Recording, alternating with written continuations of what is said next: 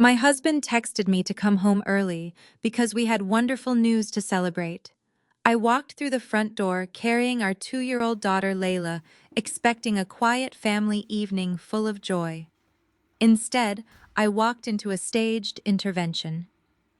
My husband dropped a piece of paper on the marble console in front of his entire family and announced that he had run a DNA test, and the child in my arms was not his. His mother immediately started screaming for me to get out and take my bastard child with me, but before I could even process their coordinated betrayal, the front door opened. A man in a sharp gray suit stepped inside and asked my husband a single question that shattered their entire carefully constructed world. Before I continue this story, let me know where you are tuning in from in the comments below. Hit that like button and subscribe if you have ever had to stand your ground against toxic in-laws who severely underestimated your intelligence. My name is Zuri. I am 35 years old and I work as a senior wealth management strategist. I spend my days analyzing market trends, protecting generational assets, and ensuring my clients are entirely financially untouchable. You would think that someone whose entire career is built on risk assessment would have seen the red flags waving in her own marriage. But love has a funny way of blinding you to the liabilities sleeping in your own bed. I met Jamal 10 years ago when we were both grinding our way up the corporate ladder. He was brilliant, charismatic, and full of dreams about launching his own tech startup. I was drawn to his ambition because it matched my own. We built what I believed was a beautiful life together here in Atlanta. We bought a stunning modern home in Buckhead, curated every piece of furniture, and projected the perfect image of a successful young black couple taking on the world. But behind the polished exterior, our reality was far more complicated, primarily because of his family. Jamal's mother Vivian had never approved of me. Vivian considered herself part of the city's social elite. She was obsessed with appearances, lineage, and country club politics. She came from a family of doctors and lawyers, and never let anyone forget it. I, on the other hand, grew up in a working-class neighborhood on the South Side. My parents were hard-working, honest people who ran a small catering business. They taught me the value of a dollar and the importance of an ironclad work ethic. But to Vivian, I was always the girl from the wrong side of the tracks who had somehow managed to trick her golden boy into marriage. For years, I endured Vivian's subtle digs and passive-aggressive comments. She would criticize my natural hair, suggest that my tailored business suits were too aggressive for a wife, and constantly remind me that Jamal could have married someone from her social circle. I swallowed my pride and kept the peace because I loved her son. I thought Jamal and I were a team. I thought we were building a fortress together that no one could penetrate. But the ultimate test of our marriage was not financial, it was biological. For 4 agonizing years, Jamal and I tried to start a family. We went through countless rounds of testing, invasive procedures, and silent drives home from the clinic. The clinical diagnosis was a devastating blow to Jamal's ego. He was completely and irreversibly sterile. His condition was absolute. There was a 0% chance of him ever fathering a biological child. It was a difficult season for us, but I stood by him. I held him when he cried, and I promised him that biology did not make a father, love did. We eventually agreed to use an anonymous sperm donor. We went to the clinic together, selected a profile that matched his characteristics, and signed mountains of legal consent forms, acknowledging that he would be the legal and recognized father of any child we conceived. When I finally got pregnant with Layla, it was the happiest day of my life. Jamal cried tears of joy in the delivery room. He cut the umbilical cord and promised to protect her forever, or so I thought. The betrayal began on a crisp Tuesday afternoon in October. The leaves were turning beautiful shades of amber and gold, and the air was perfectly cool. I was wrapping up a quarterly portfolio review for one of my largest clients when my phone vibrated on the polished conference table. It was a text from Jamal. "Come home, we have wonderful news." I smiled reading the words. Jamal had been distant lately, spending long hours at his tech startup and taking endless weekend business trips. I assumed the text meant he had finally landed the massive venture capital deal he had been chasing for months. I packed up my briefcase, excused myself from the office, and drove to Layla's premium daycare to pick her up early. Layla was in rare form that afternoon, giggling and babbling in her car seat as I navigated the Atlanta traffic. She had Jamal's bright smile and my deep brown eyes. I pulled into our long driveway, feeling a genuine sense of peace. I balanced Layla on my hip, grabbed my designer briefcase, and pushed open the heavy custom oak front door of our home. The house was eerily silent. The usual sounds of the television or music playing were completely absent. The air felt heavy, thick with a strange tension that immediately put my senses on high alert. I walked through the grand foyer, my heels clicking against the imported marble floors, and stepped into the sunken living room. I stopped dead in my tracks. This was no celebration, it was a tribunal. Jamal was standing in the center of the room by our massive stone fireplace, his arms crossed over his chest, his expression entirely devoid of warmth. Vivian sat rigidly in my favorite custom velvet armchair, her posture immaculate and her eyes gleaming with a terrifying predatory excitement. On the plush leather sofa sat Jamal's older brother Terrence and his white wife Chloe. Let me explain Chloe for a moment. Chloe came from old Southern money and had integrated herself into Terrence's life with a sense of entitlement that bordered on the absurd. She loved to play the role of the progressive ally while simultaneously delivering the most breathtakingly racist microaggressions with a sweet Southern drawl. She constantly made subtle remarks about how surprised she was by my eloquence, or how aggressive my financial strategies seemed for a woman. Chloe and Vivian usually tolerated each other, but today they looked like best friends united by a common cause. "Hey baby," I said cautiously, shifting Layla's weight on my hip. Layla reached out a chubby hand toward Jamal, but he did not move a single muscle to greet her. "What is going on here?" Jamal did not answer immediately. He walked over to the marble console table, picked up a folded piece of paper, and dropped it onto the glass coffee table in front of me. The paper landed with a soft slap that seemed to echo through the silent room. "I ran a DNA test," he said, his voice flat and robotic, as if he had rehearsed this exact moment in the mirror. "I took a swab from her while you were at work last week. The results came back this morning. She is not my child, Zuri." The absolute audacity of the statement hit me like a physical blow.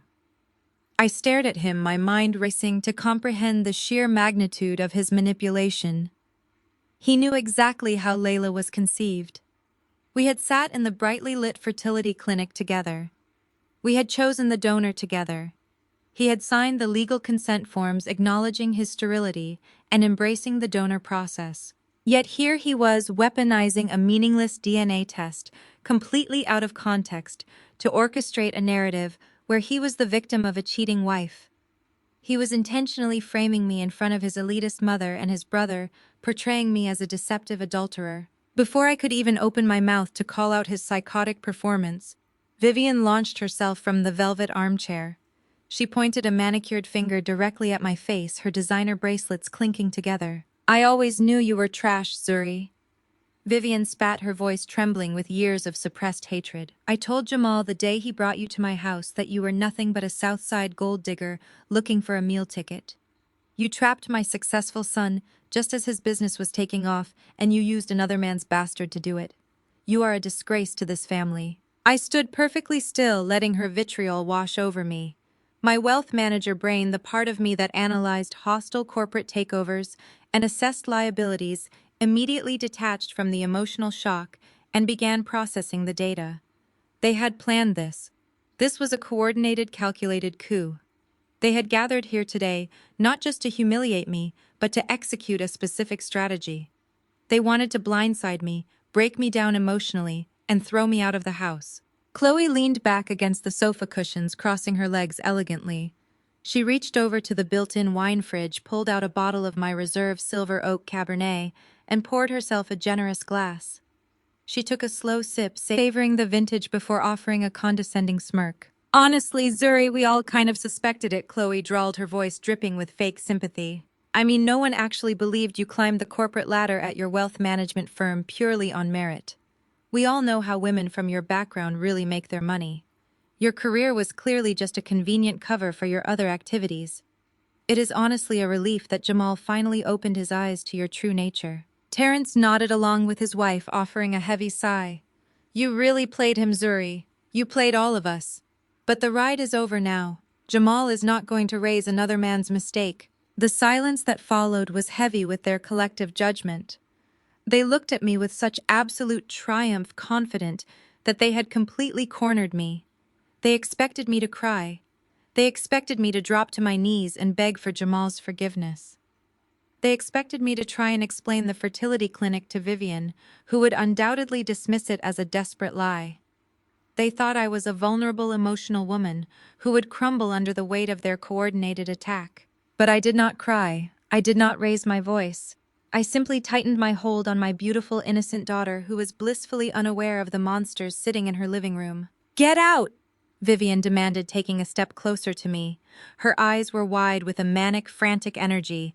"You are going to walk upstairs, pack a single garbage bag of your cheap clothes, and you are going to get out of my son's house.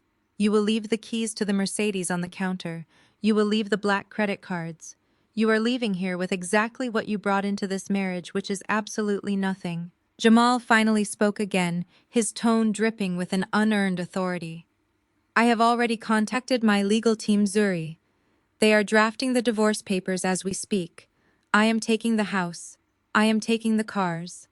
I have already initiated a freeze on our joint checking and savings accounts, so do not even think about trying to drain my assets on your way out. You are going to leave quietly, or I will take this DNA test public and ruin your professional reputation forever." I looked into the eyes of the man I had loved for 10 years. The man I had supported through his depression when he found out he was sterile. The man whose startup business I had quietly financially anchored behind the scenes. He was staring back at me with the cold, dead eyes of a complete stranger. He really thought he had won. He really believed his little theatrical performance was going to leave me destitute and publicly shamed. I took a slow, deep breath. My mind was already 10 steps ahead, calculating the exact sequence of legal and financial strikes I was about to unleash. I opened my mouth to deliver the first devastating truth, to tell Jamal that the joint accounts he just froze contained barely a fraction of my actual personal wealth. But before I could speak, a loud, heavy, authoritative knock echoed through the grand foyer. The sound was sharp and commanding, cutting through the toxic atmosphere of the living room like a physical blade. Everyone froze. Vivian stopped her pacing. Chloe lowered her wineglass. Terrence sat up straight. Jamal frowned, clearly annoyed that his perfectly orchestrated eviction was being interrupted. "Are you expecting someone?" Jamal asked, looking at his mother. Vivian shook her head, her manicured hand flying to her pearl necklace. "No, of course not. Tell them to go away, Jamal. We are in the middle of family business." The knock sounded again, louder and more insistent this time. I did not wait for Jamal's permission. I turned on my heel and walked back into the foyer, Layla resting comfortably on my hip. I reached out and pulled open the heavy oak door. Standing on my front porch was a tall, broad-shouldered man wearing a sharp, immaculate gray suit. He had the stoic, unbothered expression of a professional who had seen every type of human drama imaginable and was completely immune to it. He held a thick, heavy manila envelope in his right hand.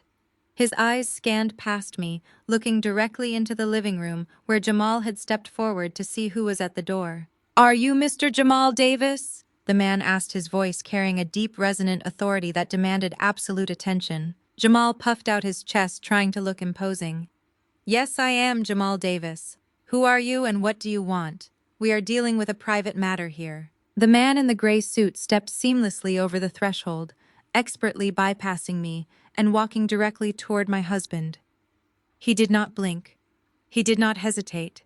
He simply extended the thick manila envelope and pressed it firmly against Jamal's chest, forcing Jamal to take it. "Mr. Jamal Davis, you have been legally served," the man stated, his voice echoing clearly off the high marble walls of the foyer. Jamal stared at the envelope in his hands, a look of profound confusion washing over his face. "And what is this? Zuri, is this your doing? Did you seriously have papers drawn up before I even confronted you?" I did not say a word. I just watched the process server. The man in the gray suit adjusted his tie and looked Jamal dead in the eye, delivering his next lines with the crisp, flawless articulation of a seasoned professional executing a specific mandate. "Shall I leave the fertility clinic records confirming your complete irreversible sterility and your signed donor consent here on the table?" The process server asked loudly, ensuring every single syllable reached Vivian and Chloe in the living room, Or would you prefer I hand them directly to you alongside the child support and paternity lawsuit filed this morning by your mistress? The silence that crashed down on the house was absolute. It was a suffocating physical weight. The air in the room seemingly vanished. Jamal's face, drained of all color, instantly transforming from a smug, arrogant accuser into a pale, terrified ghost. His jaw slacked, and the manila envelope slipped from his trembling fingers, hitting the marble floor with a heavy thud. In the living room, the reaction was catastrophic. Vivian let out a strangled, horrified gasp, bringing both hands up to cover her mouth. Her eyes darted wildly between the process server and her golden son, struggling to process the impossible information she had just heard. Her perfect son was shooting blanks. Her perfect son had consented to a donor child. Her perfect son had a secret mistress. Chloe froze, completely, the expensive silver oak Cabernet sloshing over the rim of her glass and staining the pristine white fabric of her designer trousers. Terrence leaped up from the sofa, his mouth hanging open in shock. The sheer poetic justice of the moment was almost too beautiful to comprehend. Jamal had orchestrated this entire afternoon to publicly shame me with a DNA test, weaponizing his own sterility to frame me for infidelity. He had rallied his elitist mother and his racist sister-in-law to help throw me out into the street. But in his supreme arrogance, he had underestimated the very mistress he was hiding. The mistress who was now suing a completely sterile man for paternity, proving that she was playing him just as ruthlessly as he was trying to play me. The process server did not wait for a response. Having executed his duty flawlessly, he gave me a brief, polite nod, turned on his heel and walked out the front door, letting it click shut behind him. I stood in the foyer looking at the shattered remnants of my in-laws' dignity. Jamal was staring at the envelope on the floor, breathing heavily, his chest heaving in panic. He slowly raised his eyes to meet mine, desperate for a lifeline, desperate for me to fix the catastrophic humiliation he had just brought upon himself. But I was a wealth manager. I did not fix bad investments, I liquidated them. I did not scream. I did not cry. I did not offer a single word of explanation to Vivian or Chloe. I simply adjusted my beautiful, innocent daughter on my hip, gave my pathetic, terrified husband one last cold, calculated look, and walked out the front door to execute the complete and total financial annihilation of Jamal Davis. The heavy oak door clicked shut behind me, sealing my husband and his horrified family inside the beautiful cage I had built for them. The crisp October air hit my face, instantly cooling the adrenaline that was coursing through my veins. I walked down the sweeping brick steps of our Buckhead home with my head held high. Layla was resting her little head against my shoulder, completely unaware that the only world she had ever known had just violently fractured. I did not rush. I did not run. I walked to my black Range Rover with the steady, deliberate pace of a woman who was absolutely in control of her destiny. I carefully buckled my daughter into her car seat, making sure the straps were perfectly adjusted. I kissed her soft forehead and closed the door. When I slid into the driver's seat and gripped the leather steering wheel, I finally allowed myself to take one deep breath. 10 years of loyalty, 10 years of building a man up from nothing, had just evaporated in the span of 15 minutes. Jamal had looked me in the eye and tried to discard me like trash, all while hiding a secret life and a mistress who was actively suing him. The sheer audacity of his betrayal could have broken me. A different woman might have collapsed against the steering wheel and cried until she could not breathe. But I was not a different woman. I was a senior wealth management strategist. I spent my entire professional life anticipating disasters, mitigating risks, and destroying liabilities. Jamal had just become the biggest liability of my life, and I was about to liquidate him. I started the engine and pulled out of the driveway, leaving the sprawling mansion behind. I did not look back in the rearview mirror. My focus was entirely on the road ahead and the sequence of protocols I needed to initiate. I drove straight into the heart of the city, navigating the bustling Atlanta traffic with surgical precision. My destination was not a friend's house or a relative's couch. I was not going to seek refuge and cry on someone else's shoulder. I pulled into the pristine valet circle of the St. Regis Hotel. The valet rushed forward to open my door, greeting me with polite familiarity. I unbuckled Layla, gathered my designer briefcase, and walked into the grand lobby. The atmosphere was a stark contrast to the toxic environment I had just escaped. Soft classical music played in the background, and the scent of fresh orchids filled the air. I approached the concierge desk and booked a premium luxury suite for the foreseeable future, paying up front. I did not ask for a discount, and I did not hesitate. I needed a secure, isolated command center to wage the financial war that was about to begin. A bellhop escorted us to the top floor, unlocking the heavy double doors of a massive suite that overlooked the city skyline. The room was immaculate, featuring a large mahogany desk that would serve as my temporary office. I ordered room service for Layla, bathed her in the massive soaking tub, and gently rocked her to sleep in the plush, king-sized bed. Once her steady breathing filled the quiet room, the mother in me stepped back, and the financial executioner took over. I walked over to the mahogany desk, poured myself a glass of sparkling water, and opened my encrypted laptop. The moment the screen illuminated, my cell phone began to vibrate violently across the wooden surface. I glanced at the screen. It was an automated fraud alert from our primary retail bank.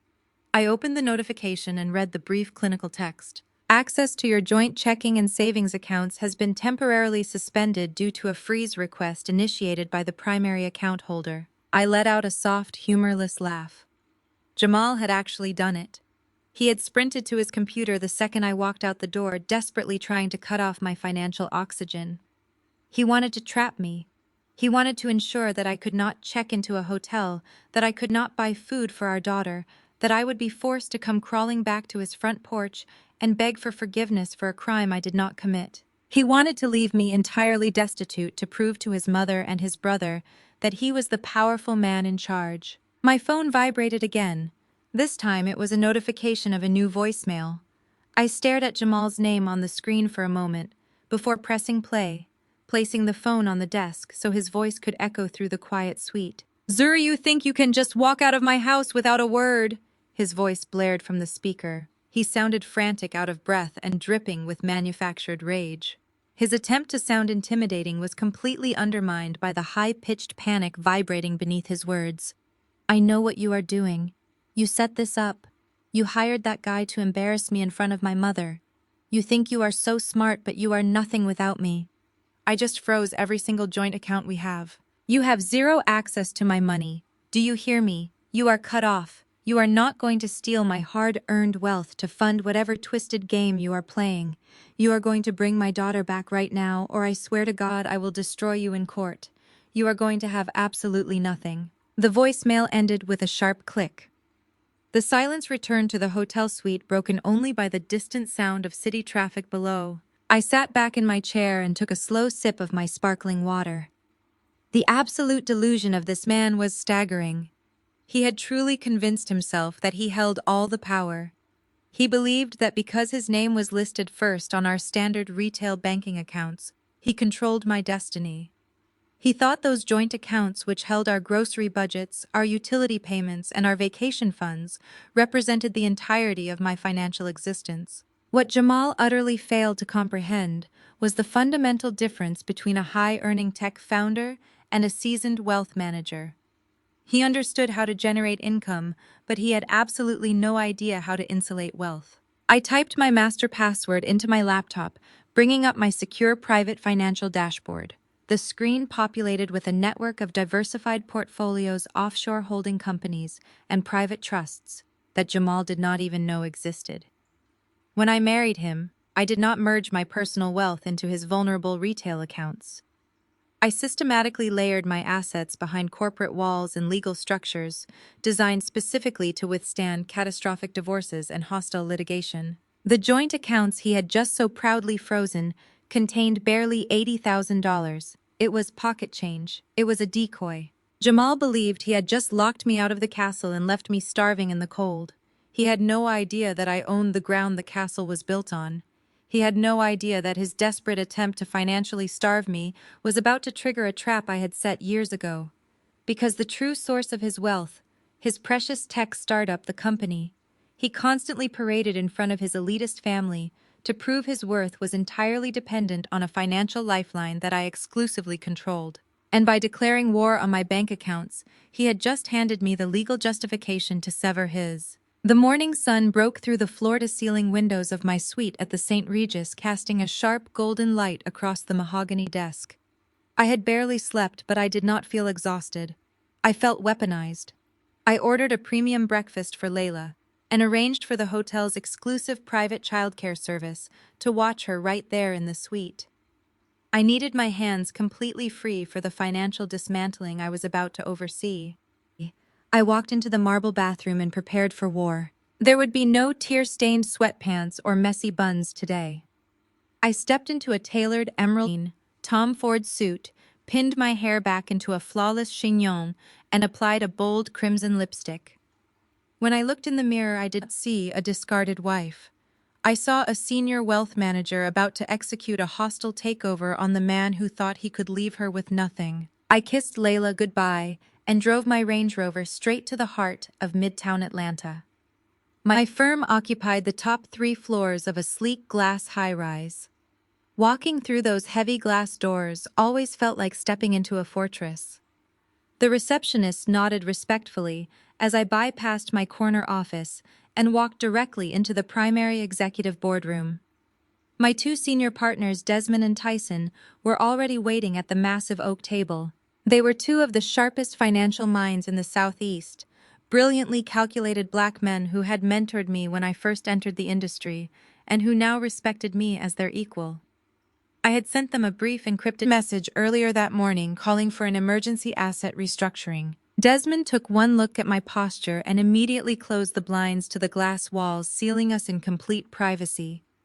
Tyson pulled out his tablet and synced it to the main projector screen on the wall. Jamal filed for divorce yesterday afternoon.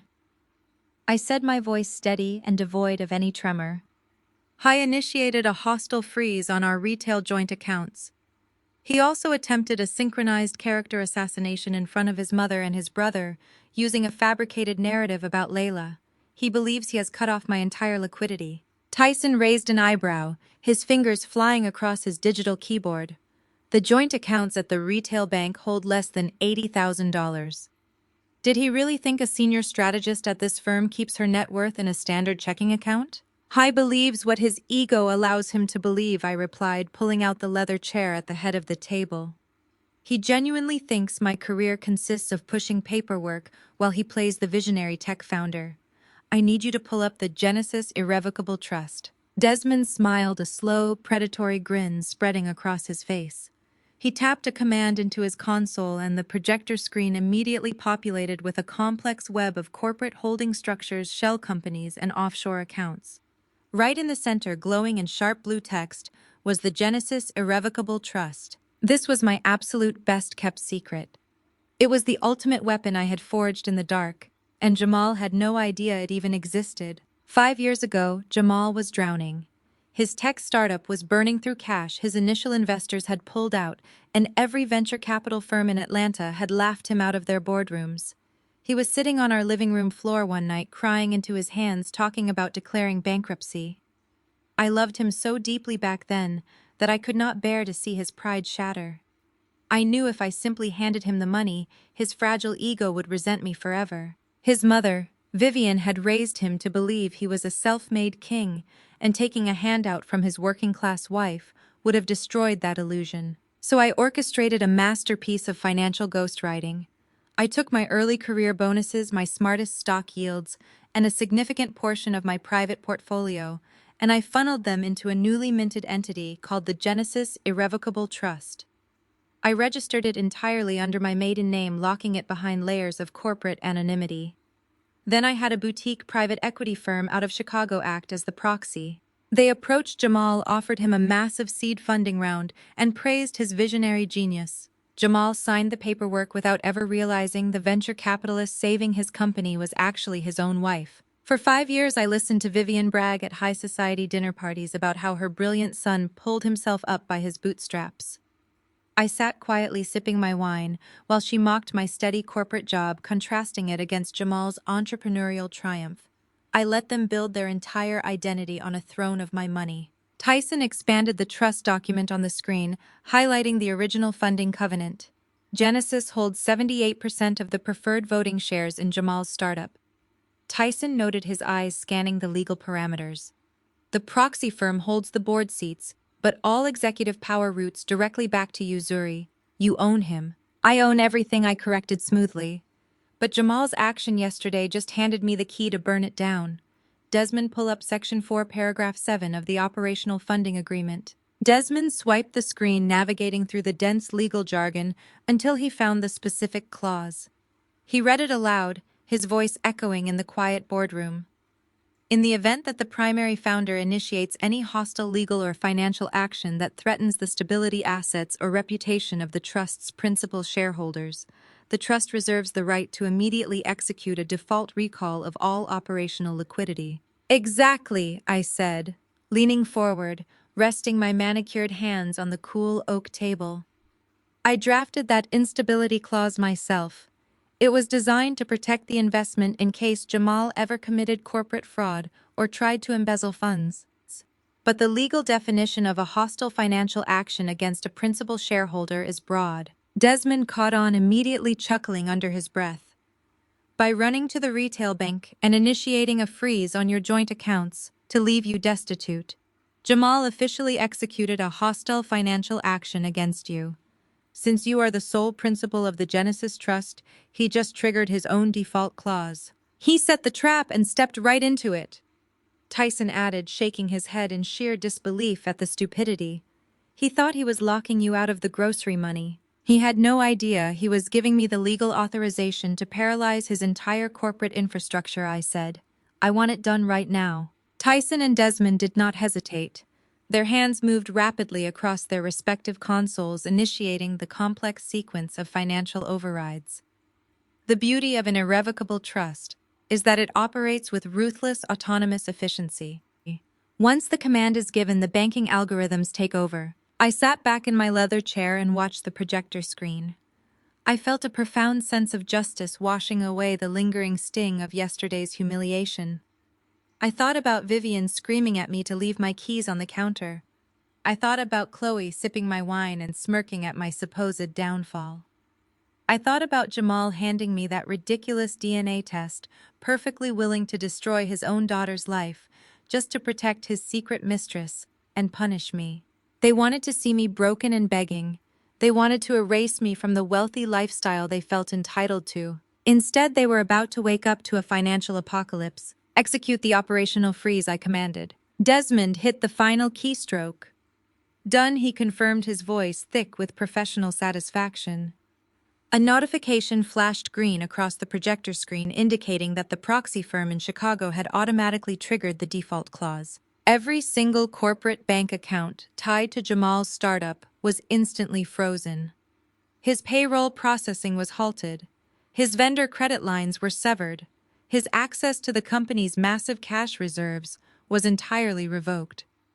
The company he paraded around as his golden achievement was now a financially paralyzed shell, effectively seized by the very woman he tried to throw out into the street. My phone vibrated on the boardroom table. It was an email from Jamal's aggressive divorce attorney sent directly to my personal inbox. The subject line read, "Urgent notice of asset separation." I opened it and skimmed the contents.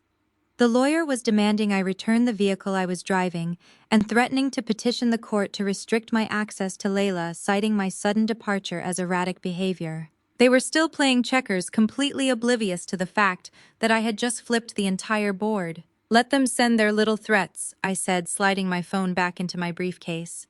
The real impact is going to hit in exactly 1 hour, when Jamal walks into his office and tries to use his corporate card to buy his morning coffee. Tyson closed his laptop, offering a respectful nod. He is going to realize very quickly that he just brought a knife to a drone strike. I stood up, smoothing the front of my emerald suit. The first phase of the counterstrike was complete, but I knew the war was far from over. I thanked my partners and walked out of the boardroom, my heels clicking a steady, powerful rhythm against the floor.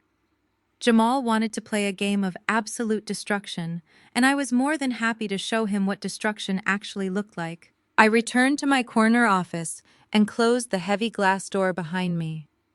The initial phase of my financial strike had been executed flawlessly, and the quiet hum of the city below offered a brief moment of tranquility. I poured myself a cup of black coffee and stood by the window looking out over the Atlanta skyline. I knew Jamal and his family would not simply accept their defeat in silence.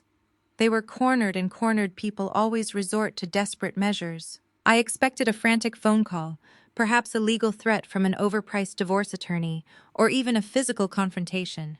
I did not expect them to weaponize the public. My desk phone rang.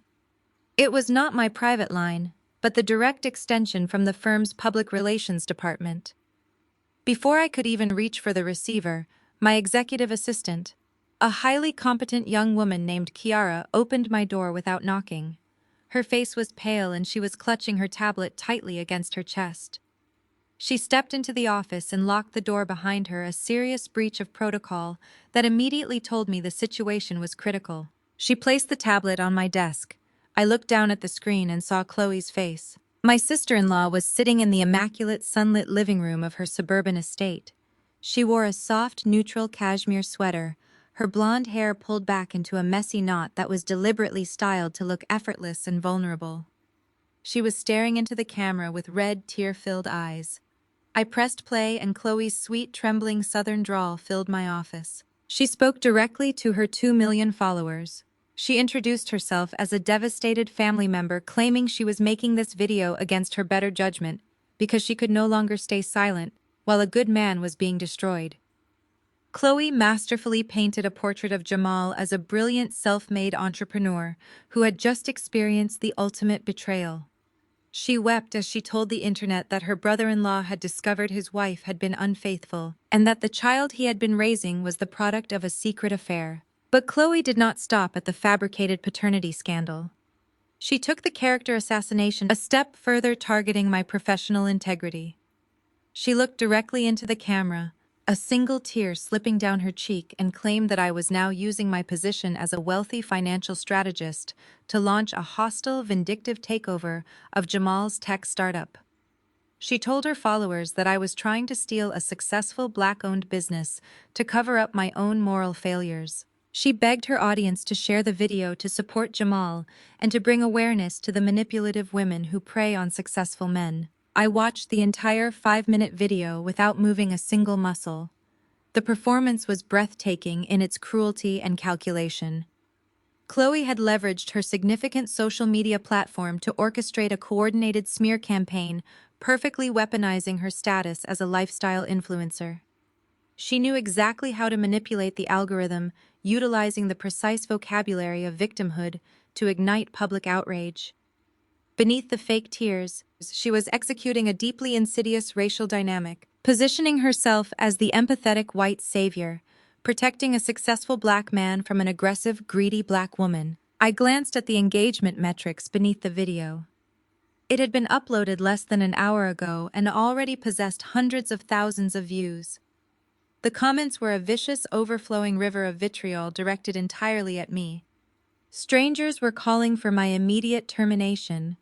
They were sharing the name of my wealth management firm.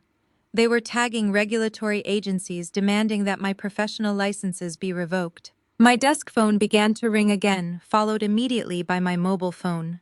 The digital backlash had breached the corporate walls.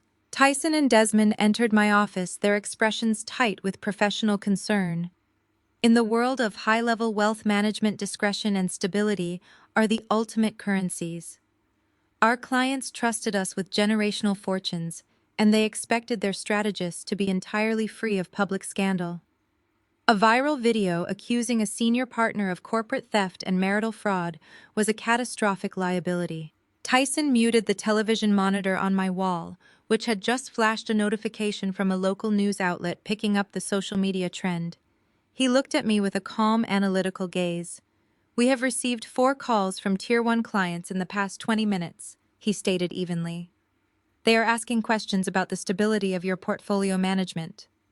The public relations team is drafting a neutral holding statement, but this situation is escalating faster than we can contain it through traditional channels." I felt a cold, sharp anger settling deep in my chest. It was not the insults from anonymous internet strangers that fueled my fury. It was the fact that Jamal had authorized this. He had allowed his sister-in-law to broadcast a fabricated story that directly involved my innocent daughter. He had permitted Chloe to drag Layla's existence into the toxic arena of public opinion just to protect his own bruised ego.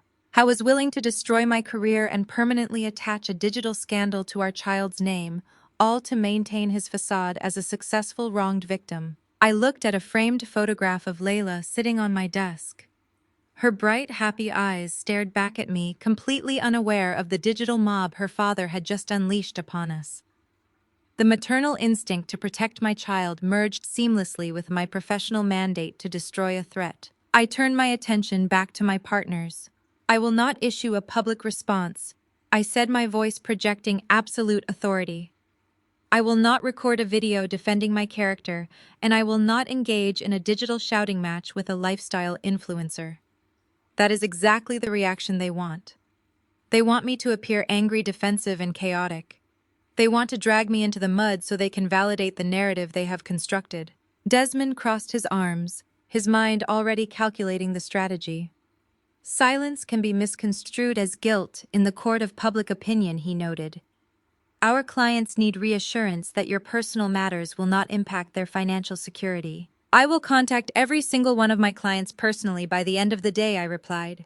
I will assure them that my asset management remains entirely unaffected by this fabricated domestic dispute.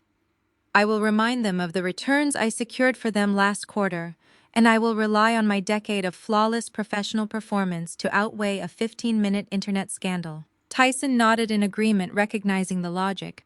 And what about Jamal? He is utilizing this public sympathy to build a defense against the financial freeze we initiated this morning. He is trying to force you to back down out of fear of public humiliation.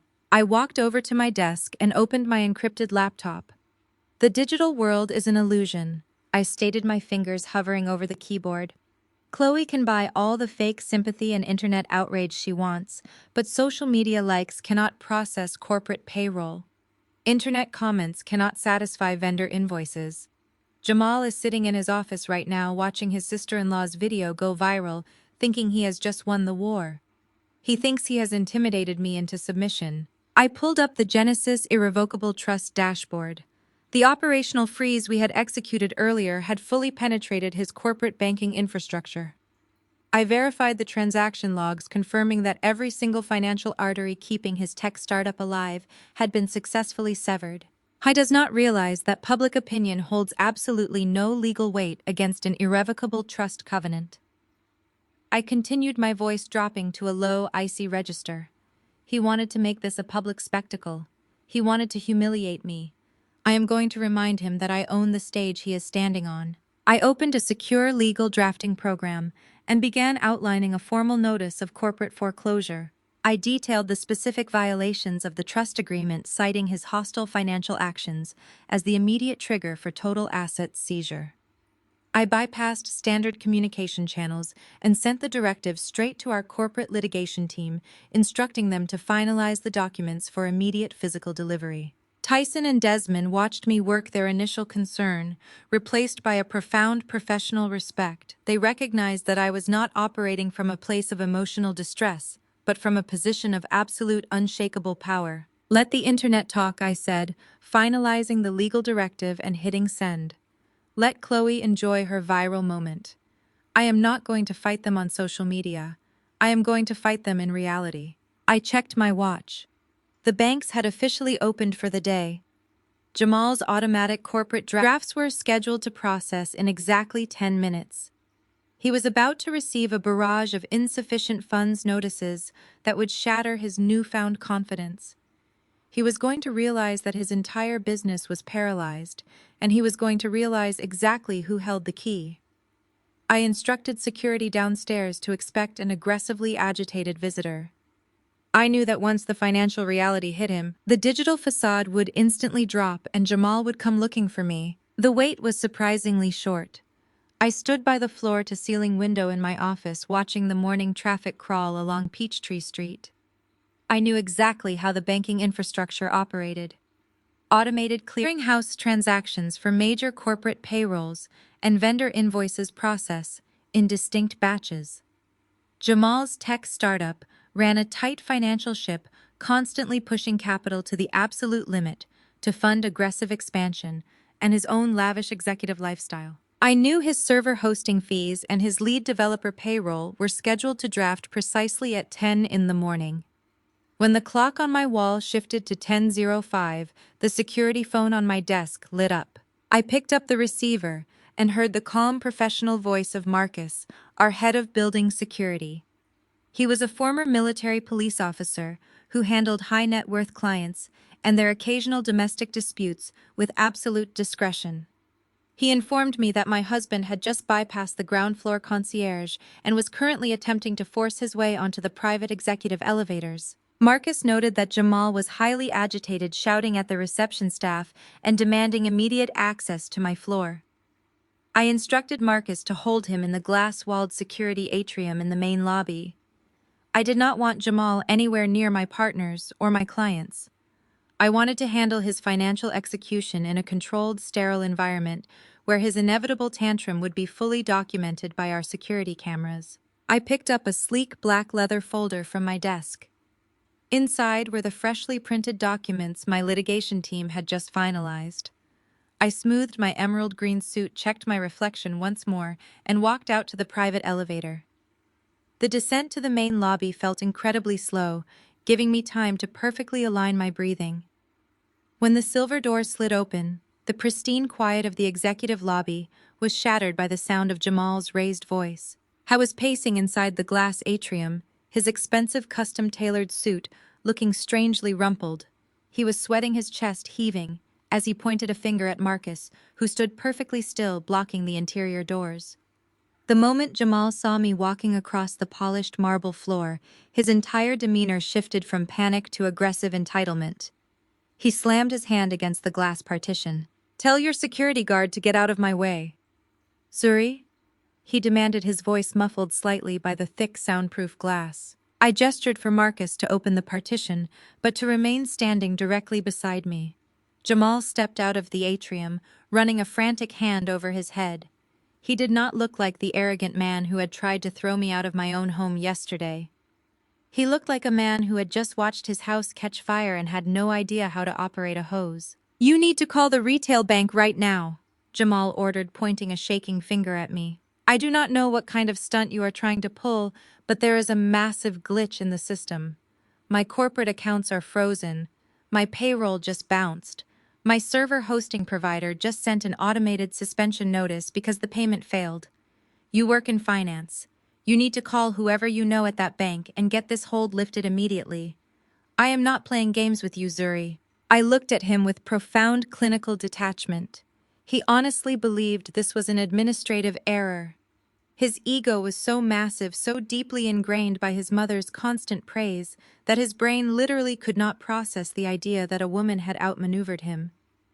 He thought I was just throwing a childish tantrum over the divorce and had somehow accidentally flagged his accounts. I opened the black leather folder in my hands.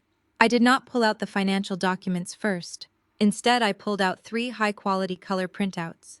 They were screenshots of Chloe's viral social media video, along with the analytics showing the hundreds of thousands of views and the vicious racist comments targeting my professional integrity.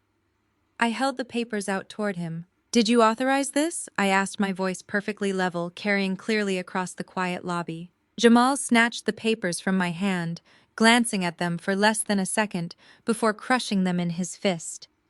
"Who cares about what Chloe posts on the internet?" he practically shouted. "She is just defending the family because you walked out and took Layla. She is emotional. It does not matter right now. What matters is my company. My entire operational capital is locked down. You need to fix this bank error before my investors find out and pull their funding." I tilted my head, studying the man I had shared a bed with for 10 years. "You really think Chloe is just emotional?" I asked softly. "You think allowing your sister-in-law to broadcast a fabricated story about your innocent daughter to millions of strangers is irrelevant? You authorized a public smear campaign designed to destroy my career and paint me as a manipulative thief, all to protect your fragile pride. You brought the internet into our marriage, Jamal." "I do not care about the internet," Jamal yelled, stepping forward, only to be immediately blocked by Marcus, who simply shifted his weight and placed a firm hand on Jamal's chest. "I care about my money, Zuri. Stop trying to deflect. Call the bank. I took a slow, deliberate step forward, closing the distance until I was looking directly into his frantic eyes. I am not deflecting, Jamal. I am simply establishing the chain of events. Yesterday, you initiated a hostile freeze on our joint retail accounts in an attempt to leave me completely destitute. Today, you allowed your family to launch a coordinated digital attack on my professional reputation. You took hostile financial and social action against me. So what? He sneered, his arrogance flaring up again despite his desperate situation. You deserved it. You tricked me. I reached into the black leather folder and pulled out the second document. It was printed on heavy watermarked legal paper bearing the official seal of the proxy investment firm in Chicago. I held it up so the bold black letters at the top of the page were perfectly visible. It read, "Notice of immediate corporate foreclosure and asset seizure." "I did not trick you, Jamal," I said, my voice dropping to a terrifying calm. "I financed you." Jamal stared at the document, his eyes scanning the words without comprehending them. "What is this?" What are you talking about?" 5 years ago, when every venture capital firm in this city laughed you out of their offices and you were crying on our living room floor. I saved you," I explained, articulating every single syllable with absolute precision.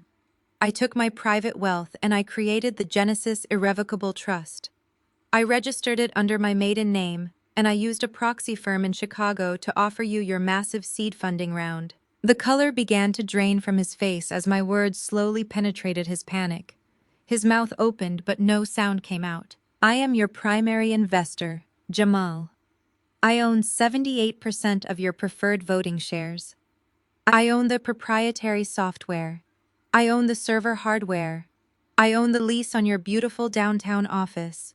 I own the chair you sit in when you pretend to be a self-made king." "You are lying," he whispered, stepping back, shaking his head wildly. "You are lying. You do not have that kind of money.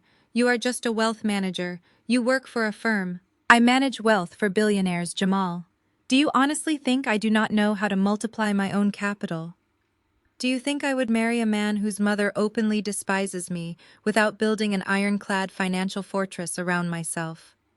I loved you enough to fund your dream, but I was smart enough to protect my investment." I stepped closer, holding the foreclosure notice directly in front of his face.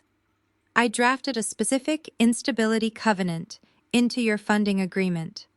It clearly states that if the founder initiates any hostile legal or financial action against the principal shareholder, the trust reserves the right to immediately execute a default recall of all operational liquidity." He looked from the paper to my face, his eyes wide with a dawning, horrifying realization. "When you froze our joint grocery accounts yesterday to punish me, you triggered your own default clause," I said, my tone echoing the finality of a judge delivering a sentence. "You handed me the legal authorization to paralyze your entire corporate infrastructure." "I did not call the bank, Jamal. I am the bank, and I just foreclosed on your entire life." Jamal physically staggered backward, his shoulders hitting the glass partition of the security atrium. His knees seemed to buckle slightly under the crushing weight of the revelation. The tech startup he had paraded around the country clubs, the business he used to justify his superiority, the empire his mother boasted about to her high society friends. It was all an illusion funded by the working-class black woman they considered beneath them. "You cannot do this," he gasped, his voice breaking, stripping away all his manufactured authority. "I have employees. I have active contracts. You are destroying my company." "It is my company," I corrected him, slipping the foreclosure notice into the breast pocket of his rumpled suit jacket. "And I have decided to liquidate it." I turned away from him, signaling to Marcus that the conversation was officially over. Jamal tried to lunge forward, reaching out to grab my arm, but Marcus effortlessly intercepted him, pinning him against the glass wall with a firm professional grip. "Zuri, wait!"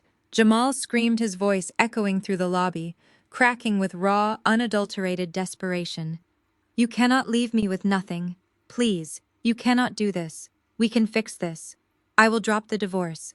I will call Chloe and make her take the video down. Zuri, please." I did not stop walking. I did not look back. I stepped into the private executive elevator and pressed the button for my floor. Through the closing silver doors, I watched my husband restrained by security, desperately clutching the foreclosure notice that proved he was nothing more than a puppet in a kingdom I had built. He wanted to play a game of absolute destruction to protect his pride and his secret mistress. I was simply finishing the game he started. Now it was time to let the forensic auditors loose on his frozen accounts and uncover exactly what he had been hiding in the dark. The silver elevator doors closed, shutting out the sight of my terrified husband restrained by security in the lobby. As the car ascended back to the executive floor, I took a deep, steadying breath and let the cool, conditioned air clear my mind. I walked straight back into the main boardroom where Tyson and Desmond were already coordinating with our internal legal team. There was no time to celebrate the lobby confrontation. We had just initiated a massive corporate foreclosure, and I needed absolute visibility into every single financial maneuver Jamal had made over the last 5 years. I authorized our elite forensic auditing division to rip through every ledger transaction history and hidden sub-account tied to his tech startup. I wanted every dollar tracked and accounted for. I poured myself a fresh cup of coffee, sat at the head of the oak table, and watched the raw financial data begin to populate on the projector screen. Across town, I knew exactly what was happening at his sleek downtown headquarters. My litigation team had eyes on the ground, having just served the formal physical foreclosure notices to his corporate secretary. Jamal had sprinted back to his office building like a man running from a burning house. According to the updates I received from our legal couriers, he dragged his brother Terrence into his massive glass-walled boardroom and immediately pulled the blinds, shutting out his confused employees. The panic inside that room must have been suffocating. His lead developers were already getting locked out of their essential cloud servers. Corporate credit cards were declining at business lunches across the city. Automated vendor payments were bouncing in rapid succession. The entire illusion of his self-made empire was crashing down in real time. High-end Terrans were frantically working their phones, trying to find a back door, a legal loophole, or a sympathetic banker who could override the freeze. But you cannot override an irrevocable trust default engineered by a senior wealth strategist. They were staring at computer screens displaying zero available liquidity.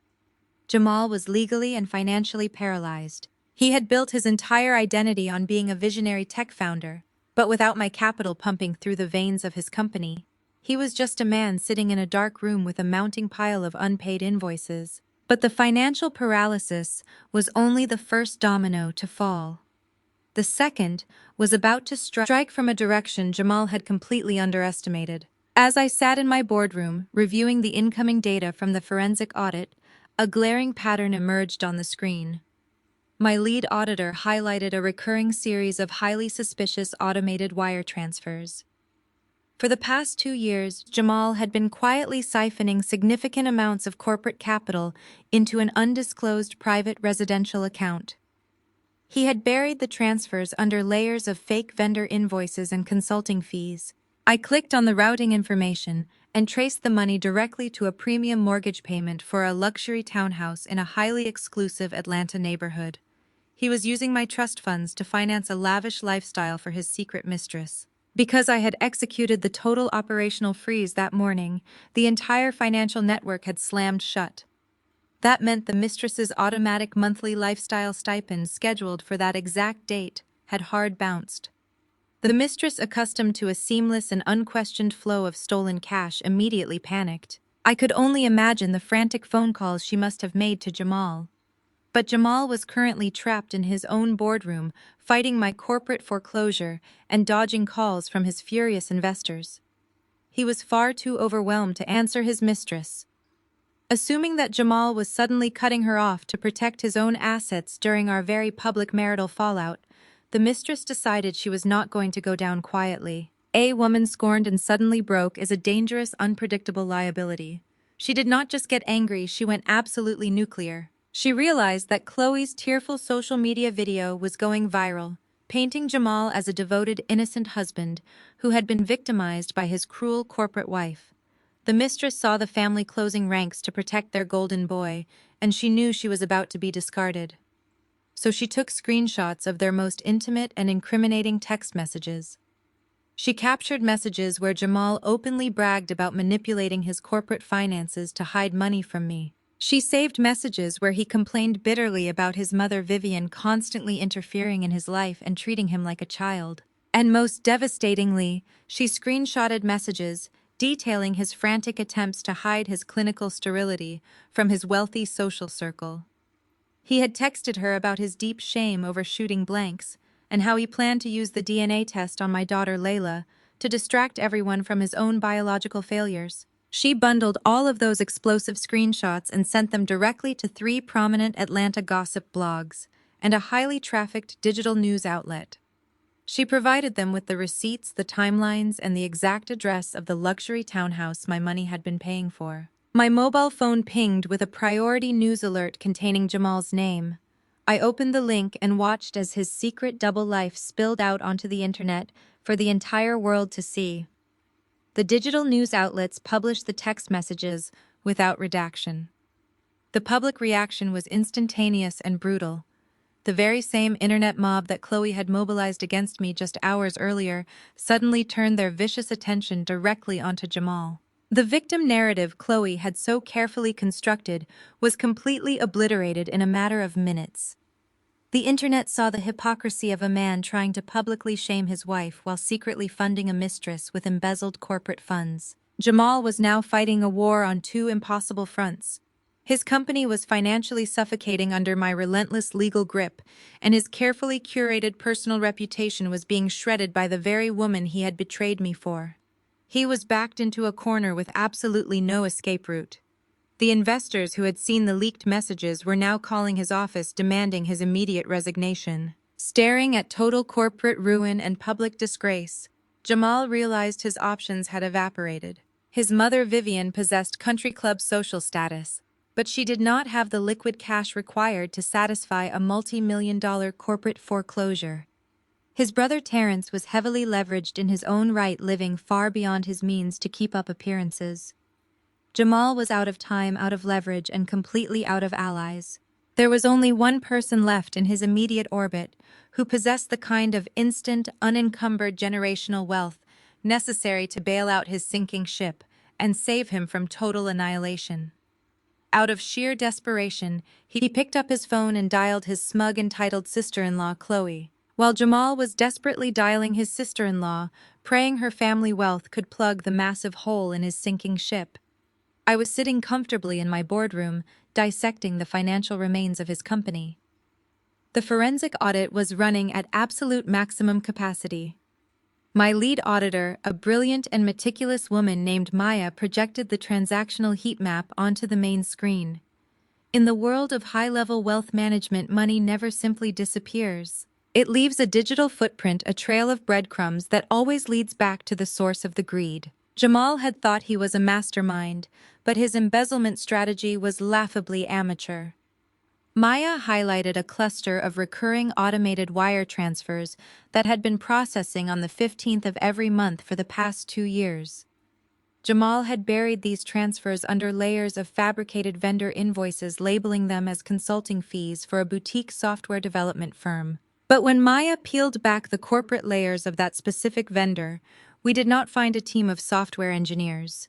We found a highly insulated limited liability company registered to a residential address. I instructed Maya to cross-reference the banking routing information with municipal property records. The screen flickered and brought up the deed to a stunning 3-story luxury townhouse located in the heart of Virginia Highland.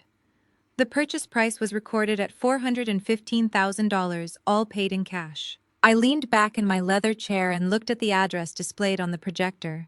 It perfectly matched the exact address that Jamal's furious mistress had just leaked to the Atlanta gossip blogs. The sheer audacity of his betrayal washed over me, but it did not break my focus. Jamal had not just cheated on me. He had used my own private trust funds, the capital I provided to save him from bankruptcy, to purchase a hidden luxury estate for his mistress. He had been paying her property taxes, her utility bills, and her lavish lifestyle stipends, using the operational liquidity I owned. Tyson and Desmond watched the data populate on the screen, their expressions hardening with professional disgust. Embezzlement from an irrevocable trust is a severe federal offense. Desmond noted, his voice low and dangerous. He crossed a line from marital infidelity directly into criminal wire fraud. I did more than that, I replied, my eyes fixed on the photograph of the townhouse. By purchasing real estate using embezzled trust capital, he inadvertently transferred the legal ownership of that property directly back to the trust. That townhouse does not belong to his mistress. It does not belong to his fake holding company. It belongs to me. I did not waste a single second processing the emotional weight of his affair. I immediately directed my corporate litigation team to draft a rapid asset seizure order. Because the funds were demonstrably stolen from my trust, I had the absolute legal authority to claim the physical property and execute an immediate emergency eviction of unauthorized occupants. I wanted the locks changed, the security systems overridden, and the mistress removed from the premises before the sun went down. I instructed Tyson to notify the local sheriff department to provide a civil standby. Then I grabbed my briefcase and walked out of the office. I was not going to let a junior associate handle this specific foreclosure.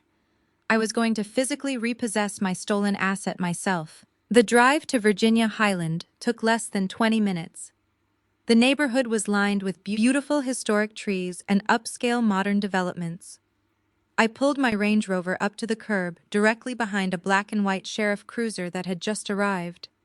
2 deputies were waiting by the wrought iron gate holding the physical seizure documents my legal team had expedited. I thanked the deputies and led the way up the manicured front walk. I did not knock. I handed the court-ordered override code to the locksmith my team had dispatched, who swiftly bypassed the electronic deadbolt. The heavy mahogany door swung open, and I stepped into the foyer of the house my money had built for another woman. The interior was a chaotic mess. Designer shoes were scattered across the hardwood floors, and open suitcases were piled in the living room. The mistress, whose name was Kiana, according to the property records, was frantically throwing expensive clothes into a Louis Vuitton duffel bag. She was panicking. She had assumed that by leaking Jamal's humiliating text messages to the press, she was securing her own 15 minutes of fame and punishing the man who had suddenly cut off her monthly stipend. She thought she was the cleverest person in the room, having destroyed his public reputation. She had absolutely no idea that the financial freeze that triggered her panic was orchestrated by me. Kiana spun around as we walked into the living room. Her eyes widened in shock as she took in the sight of the 2 uniformed deputies and me standing calmly in the center of her stolen sanctuary. "Who are you, and how did you get in here?" Kiana demanded, her voice trembling as she clutched a handful of silk blouses. "You cannot just walk into my house." I looked around the beautifully decorated living room, noting the high-end imported furniture and the custom lighting fixtures. Jamal certainly had expensive taste when he was spending my money. I slowly brought my gaze back to Kiana. She was younger than me, perhaps in her late 20s, with a beautiful face currently distorted by panic and entitlement. "I am Zuri Davis," I said, my voice perfectly smooth, carrying the undeniable weight of absolute authority. "And this is not your house, Kiana." Her face dropped, the recognition hitting her instantly. She knew exactly who I was. She had spent the morning reading my name on the gossip blogs she had contacted. But her arrogance quickly returned. She crossed her arms, trying to project a confidence she did not possess. "Look, if you are here to yell at me about your husband, you are wasting your time," she sneered, tossing her hair over her shoulder. "I already exposed him. He is a broke, lying fraud, and he is shooting blanks. You should be thanking me for showing you the truth. Now get out of my property before I have these officers arrest you for trespassing." I did not raise my voice. I simply unclasped my briefcase and pulled out the thick stack of financial audits and the emergency asset seizure order. I held the documents out toward her, but I did not step forward to hand them over. I made her walk across the room to take them from me. "You exposed a man who was already bleeding out, Kiana," I stated, keeping my eyes locked on hers. "You thought Jamal cut you off this morning because he was trying to hide his money during our divorce. But Jamal did not cut you off. I did. I froze his entire corporate infrastructure because he built his company using my private capital." Kiana stared at me, her arrogant facade beginning to fracture as she looked down at the highlighted banking records in her hands. "When my forensic auditors traced the missing capital, we discovered that Jamal embezzled over $400,000 of my trust funds to purchase this property. I continued delivering the facts with lethal precision. Under state and federal law, any asset purchased with stolen trust capital automatically reverts to the legal ownership of the trust. I am the sole principal of that trust. Therefore, I own the walls you are standing in. I own the roof over your head. You are an unauthorized occupant trespassing in my real estate portfolio. The color completely vanished from her face. She looked at the deputies, who simply nodded, confirming the validity of the documents in her hand. No, she gasped, her voice dropping to a frantic whisper. No, Jamal bought this for me. He put it in an LLC. He said it was an investment property. He promised me I would always have a place to live. Jamal made promises using a checkbook he did not own, I replied smoothly. He used my money to buy your silence, and the second I turned off the vault, you lost everything. You thought leaking his messages to the press gave you power. All it did was provide my legal team with the exact address of my stolen asset. I checked my watch, the diamond face catching the afternoon light. You have exactly 30 minutes to pack whatever fits into your car. Kiana, I said, stepping aside and gesturing toward the front door. The deputies are here to ensure you do not damage my property on your way out. Anything purchased with Jamal's corporate cards, including that designer furniture and the electronics, remains in the house. Once you walk out those doors, the locks will be permanently changed. Kiana stumbled backward, dropping the paperwork onto the floor. She looked around the luxurious living room, realizing that her entire lifestyle had been a fragile illusion. She had traded her dignity to be the secret dependent of a man who was entirely dependent on his wife. She burst into tears, dropping to her knees beside her open suitcase, frantically trying to shove as many items into it as possible. I did not feel a single ounce of pity for her. She had willingly participated in a deception that endangered my family and insulted my marriage. She had mocked my daughter's paternity in her text messages to Jamal. She had made her choices, and now she was experiencing the severe, undeniable consequences of crossing a senior wealth strategist. I walked out to the front porch, leaving the deputies to oversee her eviction. The crisp autumn air felt incredibly refreshing. In less than 24 hours, I had systematically stripped my husband of his child, his reputation, his company, and his secret refuge. But I knew Jamal was not operating alone. He was currently panicking in his dark boardroom, desperately trying to secure a bailout from his brother Terrence and his wealthy sister-in-law Chloe. I thought family loyalty and Chloe's old money could save him from the financial apocalypse I had unleashed. I pulled my phone from my pocket and instructed my legal team to prepare the final corporate audits for the federal authorities. Let Jamal beg his in-laws for salvation. I was going to watch that toxic alliance fracture and consume itself from the inside out. I returned to the quiet sanctuary of my Range Rover, leaving the sheriff deputies to oversee the final eviction of my husband's mistress. The crisp autumn air pouring through the air conditioning vents felt incredibly refreshing. The first wave of my counteroffensive was a complete success, but I knew the Davis family was not going down without thrashing wildly in the dark. Jamal was backed into a corner, and when a narcissist realizes his own power is a complete illusion, he immediately runs back to his mother. Vivian, terrified of losing her country club status and her golden boy's prestige, did exactly what my analytical mind predicted. She sought a bailout from the only remaining source of capital in their shrinking orbit. She went to her wealthy white daughter-in-law. I learned the precise and pathetic details of this humiliating encounter just a few hours later, when their toxic alliance permanently imploded.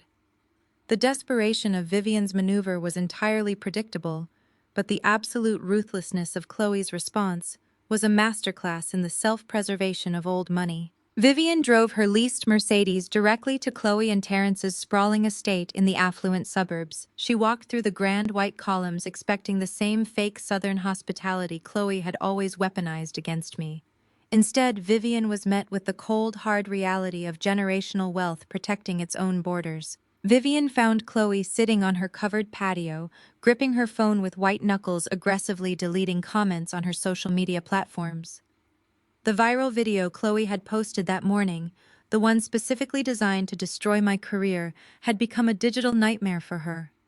With the mistress's leaked texts dominating the local news cycle and exposing Jamal as a sterile embezzler, Chloe's followers were now tearing her apart for defending a fraud. The internet had turned on her, and Chloe's meticulously curated brand as a progressive lifestyle influencer was burning to the ground in real time. Vivian sat down across from her daughter-in-law, her usual immaculate composure completely shattered.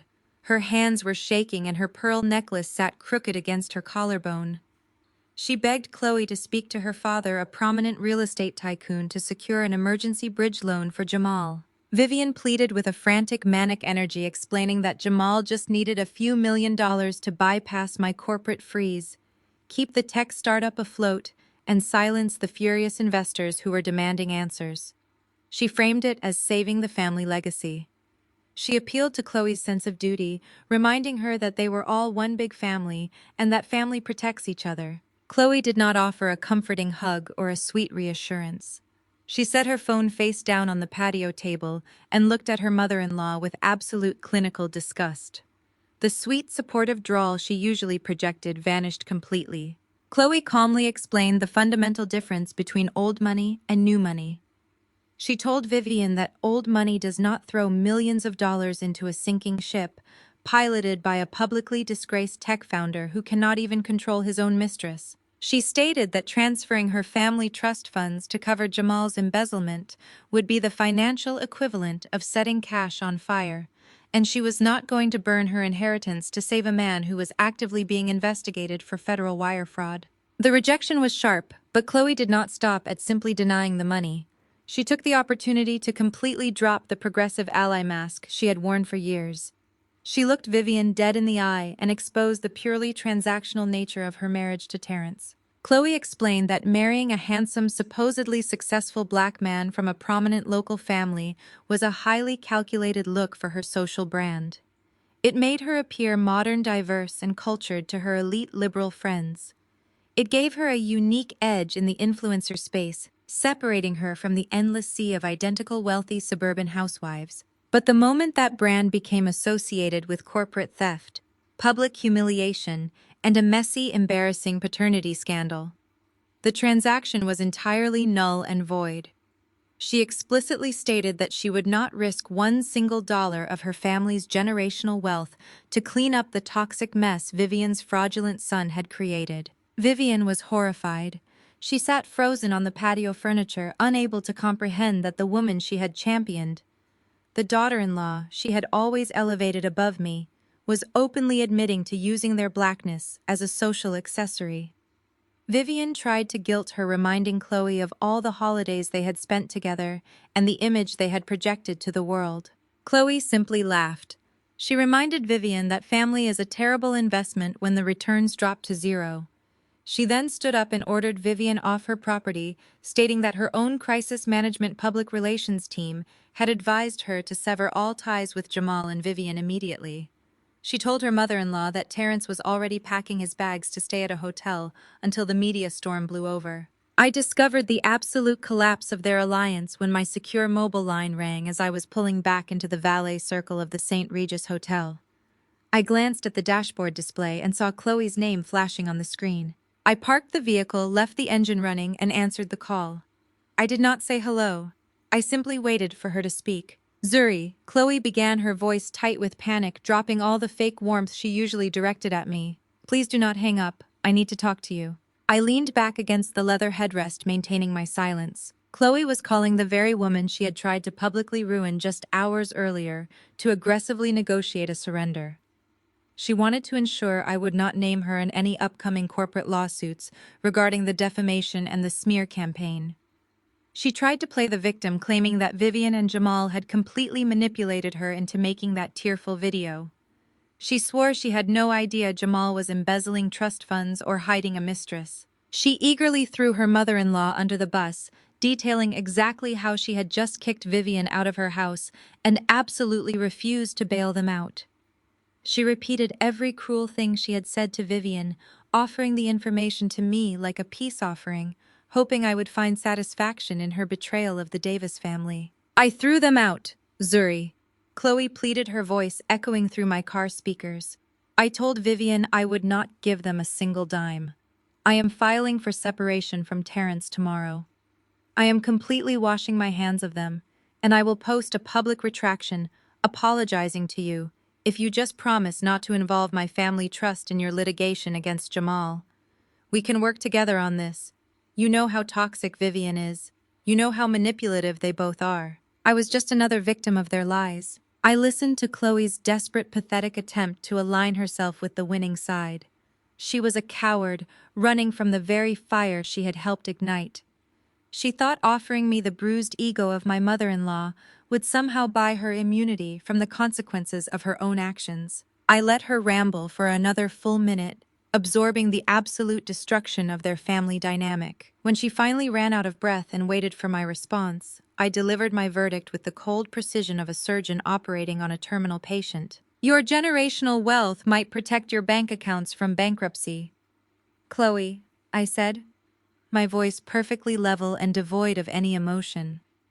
But your social reputation is already burning to the ground, and I am not going to lift a single finger to put out the fire. You made your choices this morning when you decided to use my innocent daughter for social media engagement. But I did not know the truth, she cried, her voice cracking with genuine fear. Ignorance is a terrible defense for defamation, I replied smoothly. I do not care about your apologies, Chloe, and I certainly do not care about your performative divorce from Terrence. You are going to spend the next 5 years paying crisis management teams to scrub the internet of your involvement in this scandal. I suggest you focus your energy on saving your own brand, because I am entirely focused on liquidating everything attached to the Davis name. Do not ever call this number again. I disconnected the call before she could utter another word. I stepped out of the Range Rover, handed the keys to the waiting valet, and walked back into the hotel lobby. The financial starvation I had engineered was working with devastating perfection. Deprived of my capital, Jamal had turned on his mistress, and his mistress had destroyed his reputation. Deprived of his reputation, Jamal had turned to Chloe, and Chloe had ruthlessly discarded his entire family. The walls were rapidly closing in around Vivian and Jamal. They were completely isolated, stripped of their wealth, their status, and their allies. But I knew Vivian Davis was a woman who defined her entire existence by her ability to control the narrative.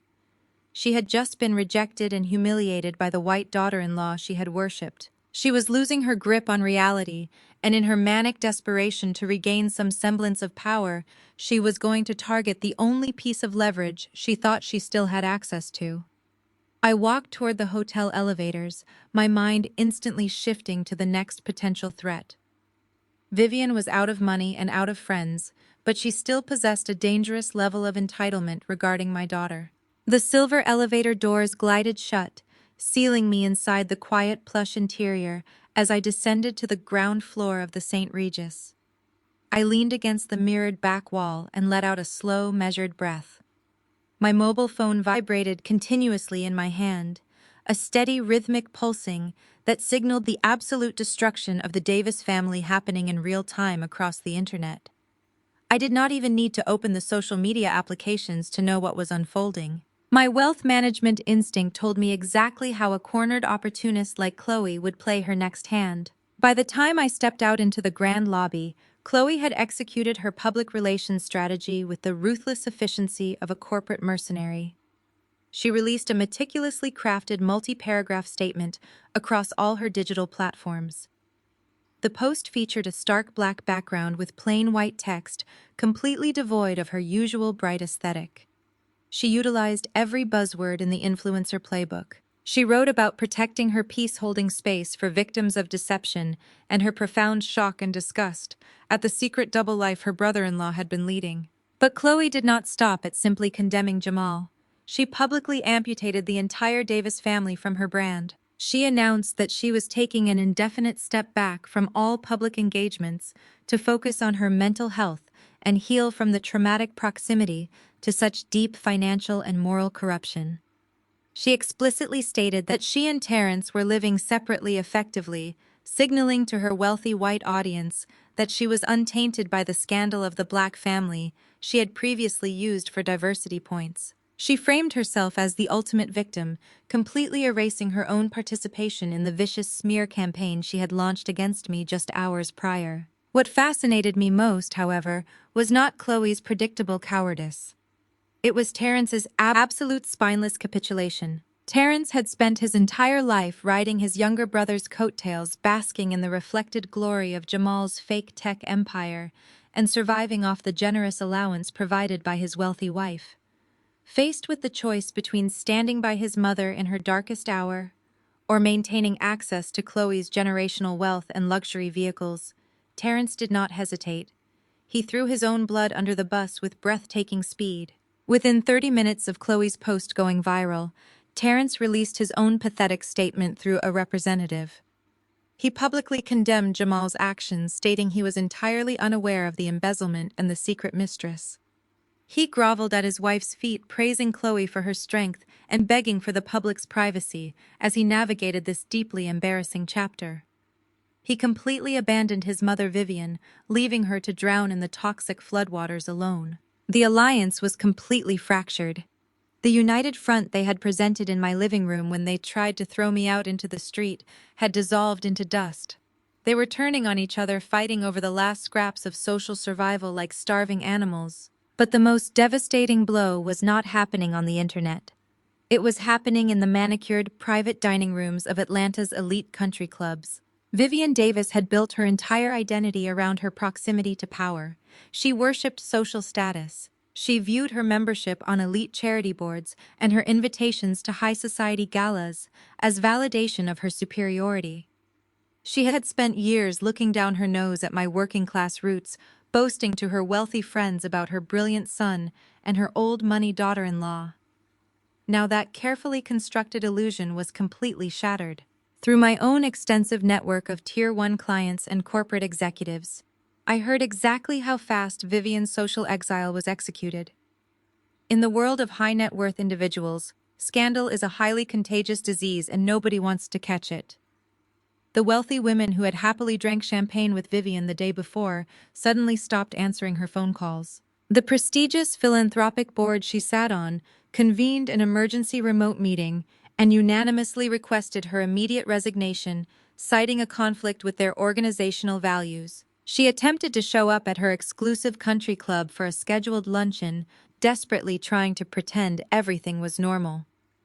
According to a client of mine who was seated in the dining room, the reception was absolutely glacial. The women at Vivian's usual table politely but firmly asked the maitre d' to relocate them to a private room.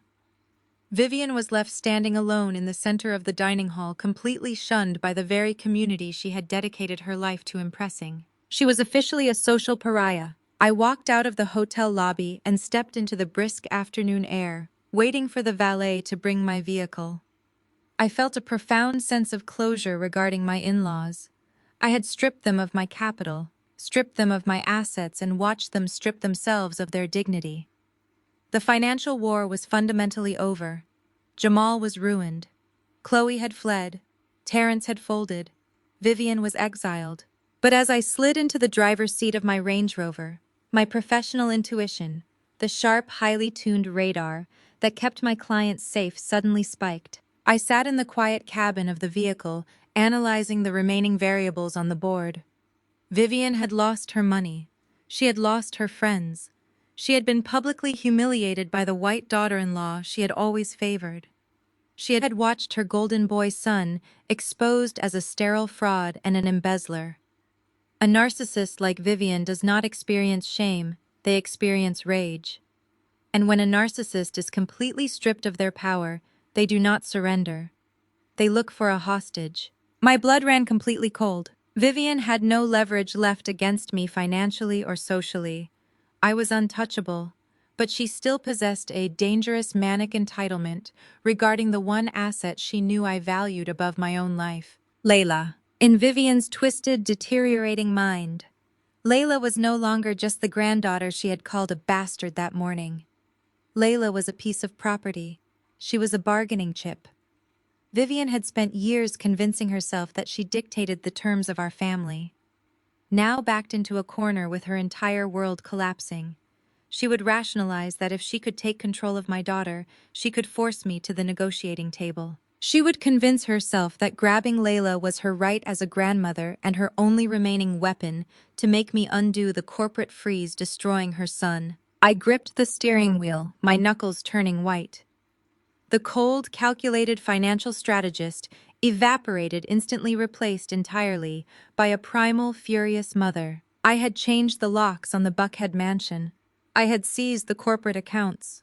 But Vivian knew Layla's schedule. She knew exactly which premium daycare facility we used. She knew the administrators, and she was still listed as an approved emergency pickup contact in their antiquated filing system, an oversight I had not yet rectified because the day had devolved into absolute warfare. I checked the digital clock on my dashboard. It was early afternoon. The daycare would be transitioning the toddlers from nap time to the playground. It was the most chaotic part of their daily schedule, a window of vulnerability where a determined and recognized family member could potentially bypass standard protocols. Vivian was desperate enough to try it.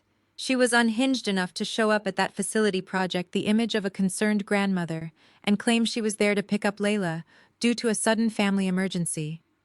She would use the ongoing public scandal as her excuse, claiming I was having a mental breakdown and that she needed to take the child for her own safety. I slammed the Range Rover into drive and aggressively merged into the heavy Atlanta traffic. My heart was pounding a frantic rhythm against my ribs, but my mind remained incredibly sharp.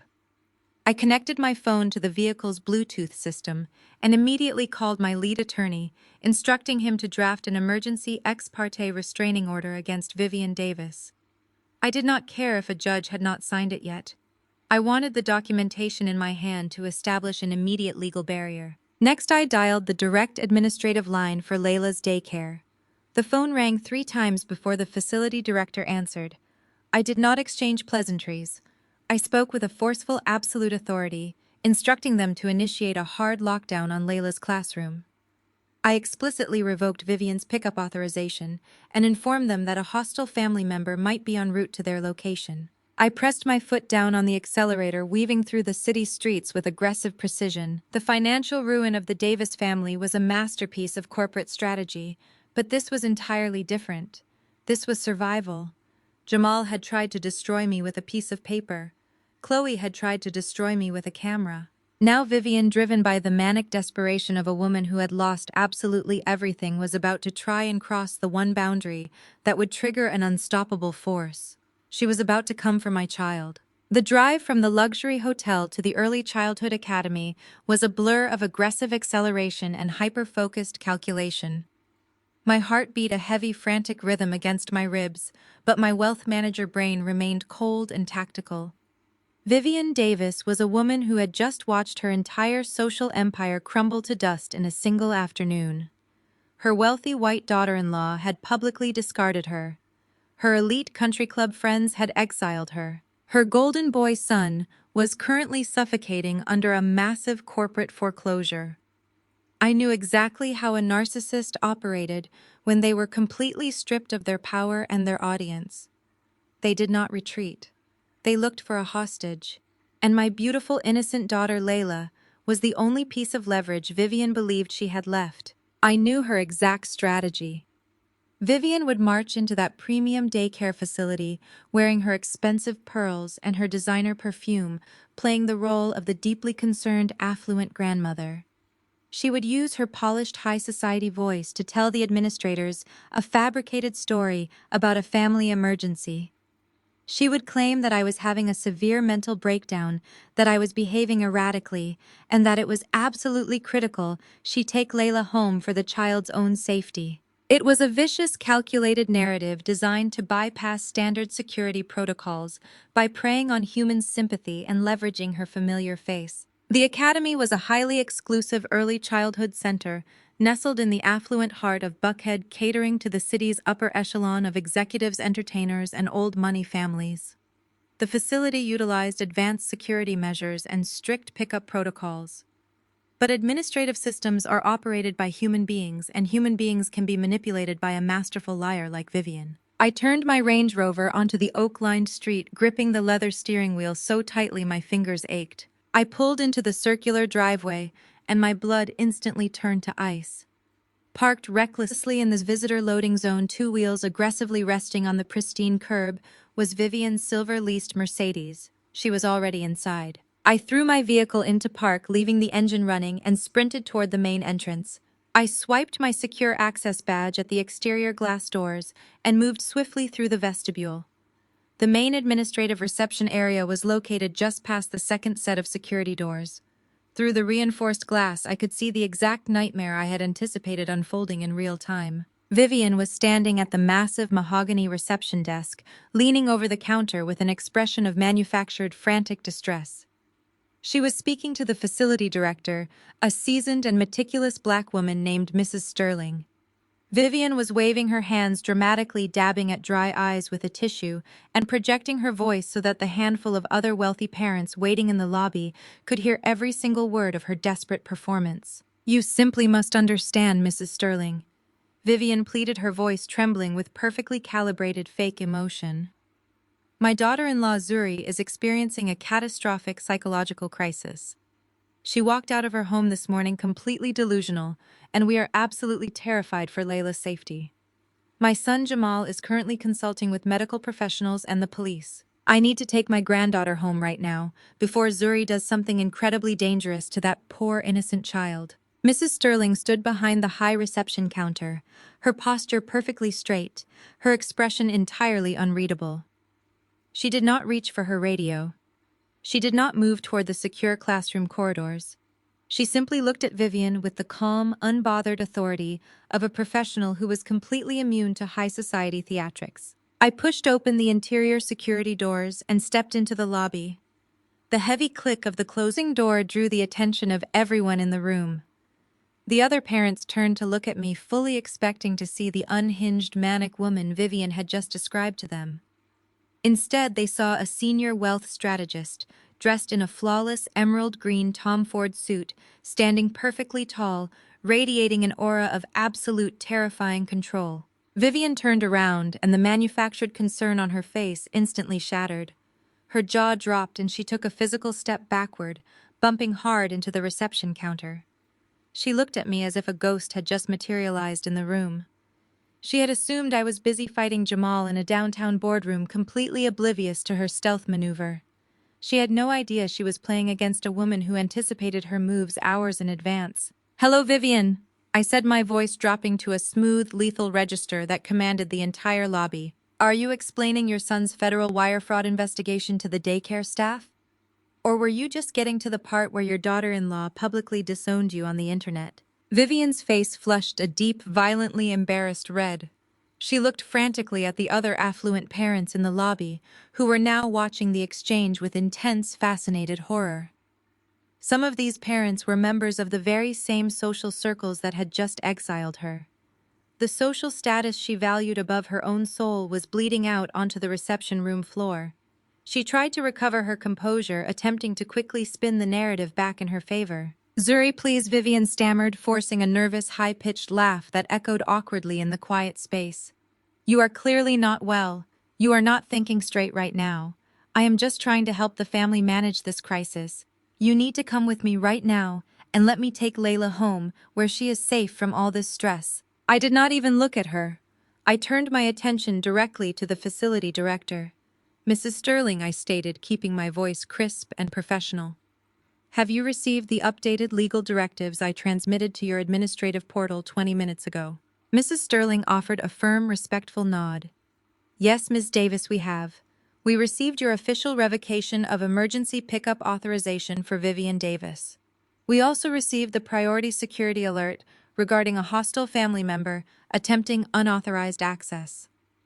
The entire facility was placed on a hard precautionary lockdown the exact moment you called. All classrooms are currently secured, and no unauthorized individuals have passed the primary checkpoint." Vivian gasped, realizing that her entire highly emotional performance had been completely useless from the very second she walked through the front doors. Mrs. Sterling had known exactly what she was doing. The facility director had just been letting Vivian talk, securing her in the front lobby and keeping her occupied while the toddlers remained perfectly safe behind locked, reinforced doors. "This is outrageous," Vivian shrieked, completely dropping her polite country club facade. Her voice turned harsh and grating, reflecting the raw, desperate panic of a woman with zero leverage. I am her grandmother. I have been on the approved pickup list since the day that child enrolled here. You cannot keep me from my granddaughter. I will sue this entire facility. I will call the police and tell them you are holding my family hostage. You are certainly welcome to contact local law enforcement. Mrs. Sterling replied, her tone dripping with polite professional dismissal. However, as the primary account holder and sole legal guardian, Davis has the absolute right to modify access authorizations at her discretion. You are currently trespassing on private property, Mrs. Davis. If you do not lower your voice and exit the building immediately, I will have our campus security forcefully remove you from the premises. Vivian was completely defeated. She looked around the lobby and saw the other parents whispering to each other, pulling out their phones to undoubtedly text their social circles about the spectacular public meltdown of Vivian Davis. She was entirely socially isolated, stripped of her dignity, and publicly identified as a hostile threat to her own granddaughter. She had come here to steal a hostage, and instead, she had walked directly into an administrative fortress that I had fortified specifically to crush her. She stared at me, her chest heaving, her eyes filled with a venomous, helpless hatred. She had spent 10 years making me feel small, making me feel like an unwelcome guest in her arrogant family. Now she was the one standing on the outside looking in, completely powerless. She opened her mouth to deliver one final vicious insult to try and reclaim some tiny shred of superiority before she retreated. But she never got the chance. Because I had not just come to the daycare to stop an abduction, I had come to deliver the absolute final legal consequence of crossing my family. And I had not come alone. As Vivian stood there, trembling with rage, the heavy glass doors of the vestibule swung open again, bringing the full, undeniable weight of the law directly into the lobby to finish the job. 2 uniformed Fulton County Sheriff deputies stepped through the vestibule, their heavy tactical boots thudding against the polished hardwood floors of the daycare lobby. The physical presence of law enforcement in such an exclusive, pristine environment was instantly jarring. The soft pastel walls and cheerful educational posters stood in stark contrast to the radio chatter and the heavy utility belts worn by the officers. The entire reception area went completely dead silent. The wealthy parents who had been whispering and texting just moments before suddenly froze, their eyes darting between the deputies, me, and the pale, trembling figure of my mother-in-law. Vivian looked at the deputies and then looked at me, her mind struggling to process the reality of her situation. She had spent her entire life operating under the assumption that her social status made her immune to real-world consequences. She believed that police officers were people you called to deal with other demographics, not women who wore authentic pearls and sat on charity boards. I gave a brief professional nod to the lead deputy. He was a tall, imposing black man who carried himself with absolute authority. I had provided his precinct with the expedited digital documentation less than an hour ago, and they had moved with incredible efficiency. Vivian Davis, the lead deputy, asked, stepping directly into her personal space and effectively cutting off any path she had toward the interior classroom doors. Vivian swallowed hard, her hands fluttering nervously in front of her cashmere cardigan. "Yes, I am Vivian Davis," she managed to say, forcing a tight, incredibly fake smile. "Officer, there has just been a terrible family misunderstanding. My daughter-in-law is experiencing a severe psychological episode, and I was simply trying to secure my granddaughter. There is absolutely no need for law enforcement to be involved in a private domestic matter." The deputy did not smile back. He did not offer any sympathetic reassurances. He simply reached into his tactical vest, pulled out a folded set of legal documents, and pressed them firmly into Vivian's shaking hands. "Ma'am, you have been legally served with an emergency ex parte restraining order," the deputy stated, his voice booming through the quiet lobby. "This order has been signed by a Fulton County Superior Court judge. Effective immediately, you are legally prohibited from coming within 500 feet of Zuri Davis or her minor child, Layla Davis. You are explicitly barred from entering the premises of this educational facility. You are barred from approaching their primary residence, and you are barred from initiating any direct or indirect contact. Vivian stared at the thick stack of legal papers in her hands, as if they were actively burning her skin. The color completely drained from her face, leaving her looking gray and hollow. "You cannot do this," she gasped, looking wildly from the deputy to me. "I am her grandmother. You cannot keep me away from my own blood. I will call my lawyer. I will have your badge for this. Do you have any idea who I am?" The deputy remained perfectly stoic, completely unimpressed by her desperate attempt to pull rank. "I know exactly who you are, Mrs. Davis," he replied smoothly. "You are currently an unauthorized individual violating a highly restricted court order. If you do not turn around, walk out those glass doors, and get into your vehicle right now, I will place you in handcuffs and escort you to the county jail for criminal trespassing and violating a protective mandate. The choice is entirely yours." The threat of physical arrest, the sheer horrifying prospect of being handcuffed in front of Atlanta's elite society, finally broke the last remaining pillar of Vivian's arrogance. She looked at the other parents standing in the lobby. These were women she had dined with, women she had played tennis with, women she had spent years trying to impress. They were looking at her with absolute unfiltered disgust. They were pulling their children closer to them, treating Vivian not as a respected matriarch, but as a dangerous, unstable threat. Her carefully curated social facade was completely permanently destroyed. She was officially a pariah. Vivian did not say another word. She clutched the restraining order against her chest, lowered her head, and walked toward the exit. The two deputies followed closely behind her, ensuring she did not deviate from the path. I watched through the reinforced glass windows as they escorted her out to the visitor loading zone. She climbed into her leased silver Mercedes, her hands shaking so badly she could barely get the key into the ignition. The deputies stood on the curb and watched as she aggressively reversed the vehicle and sped out of the circular driveway, disappearing down the oak-lined street. The threat was neutralized. My daughter was legally and physically secured. I turned my attention back to Mrs. Sterling, the facility director, who had maintained her immaculate composure throughout the entire ordeal. I thanked her for her absolute professionalism and her flawless execution of the security protocols. She simply nodded, telling me that the safety of the children in her care would always supersede any social pressure or family politics. I walked through the interior security doors and made my way down the brightly lit hallway to Layla's classroom. The lockdown was officially lifted. I peered through the small observation window in the door and saw my beautiful 2-year-old daughter sitting on a colorful foam mat, happily stacking wooden blocks with her classmates. She was completely oblivious to the financial and emotional warfare raging outside those walls. She was safe. She was innocent. And I was going to make absolutely certain she stayed that way. I gently opened the door and called her name. Layla looked up, her face breaking into a massive, joyous smile. She dropped her blocks and waddled across the room, throwing her little arms around my legs. I scooped her up, burying my face in her soft curls, inhaling the sweet, familiar scent of baby lotion and graham crackers. In that specific moment, holding the entire focus of my universe against my chest, the cold, calculating wealth manager faded away. I was just a mother, deeply, profoundly grateful that the nightmare had not touched my child. I signed her out, gathered her small backpack, and carried her back to my Range Rover. We drove back to the St. Regis Hotel, where the private childcare provider was waiting in our luxury suite. I fed Layla a warm dinner, read her 2 stories, and tucked her into the plush hotel bed.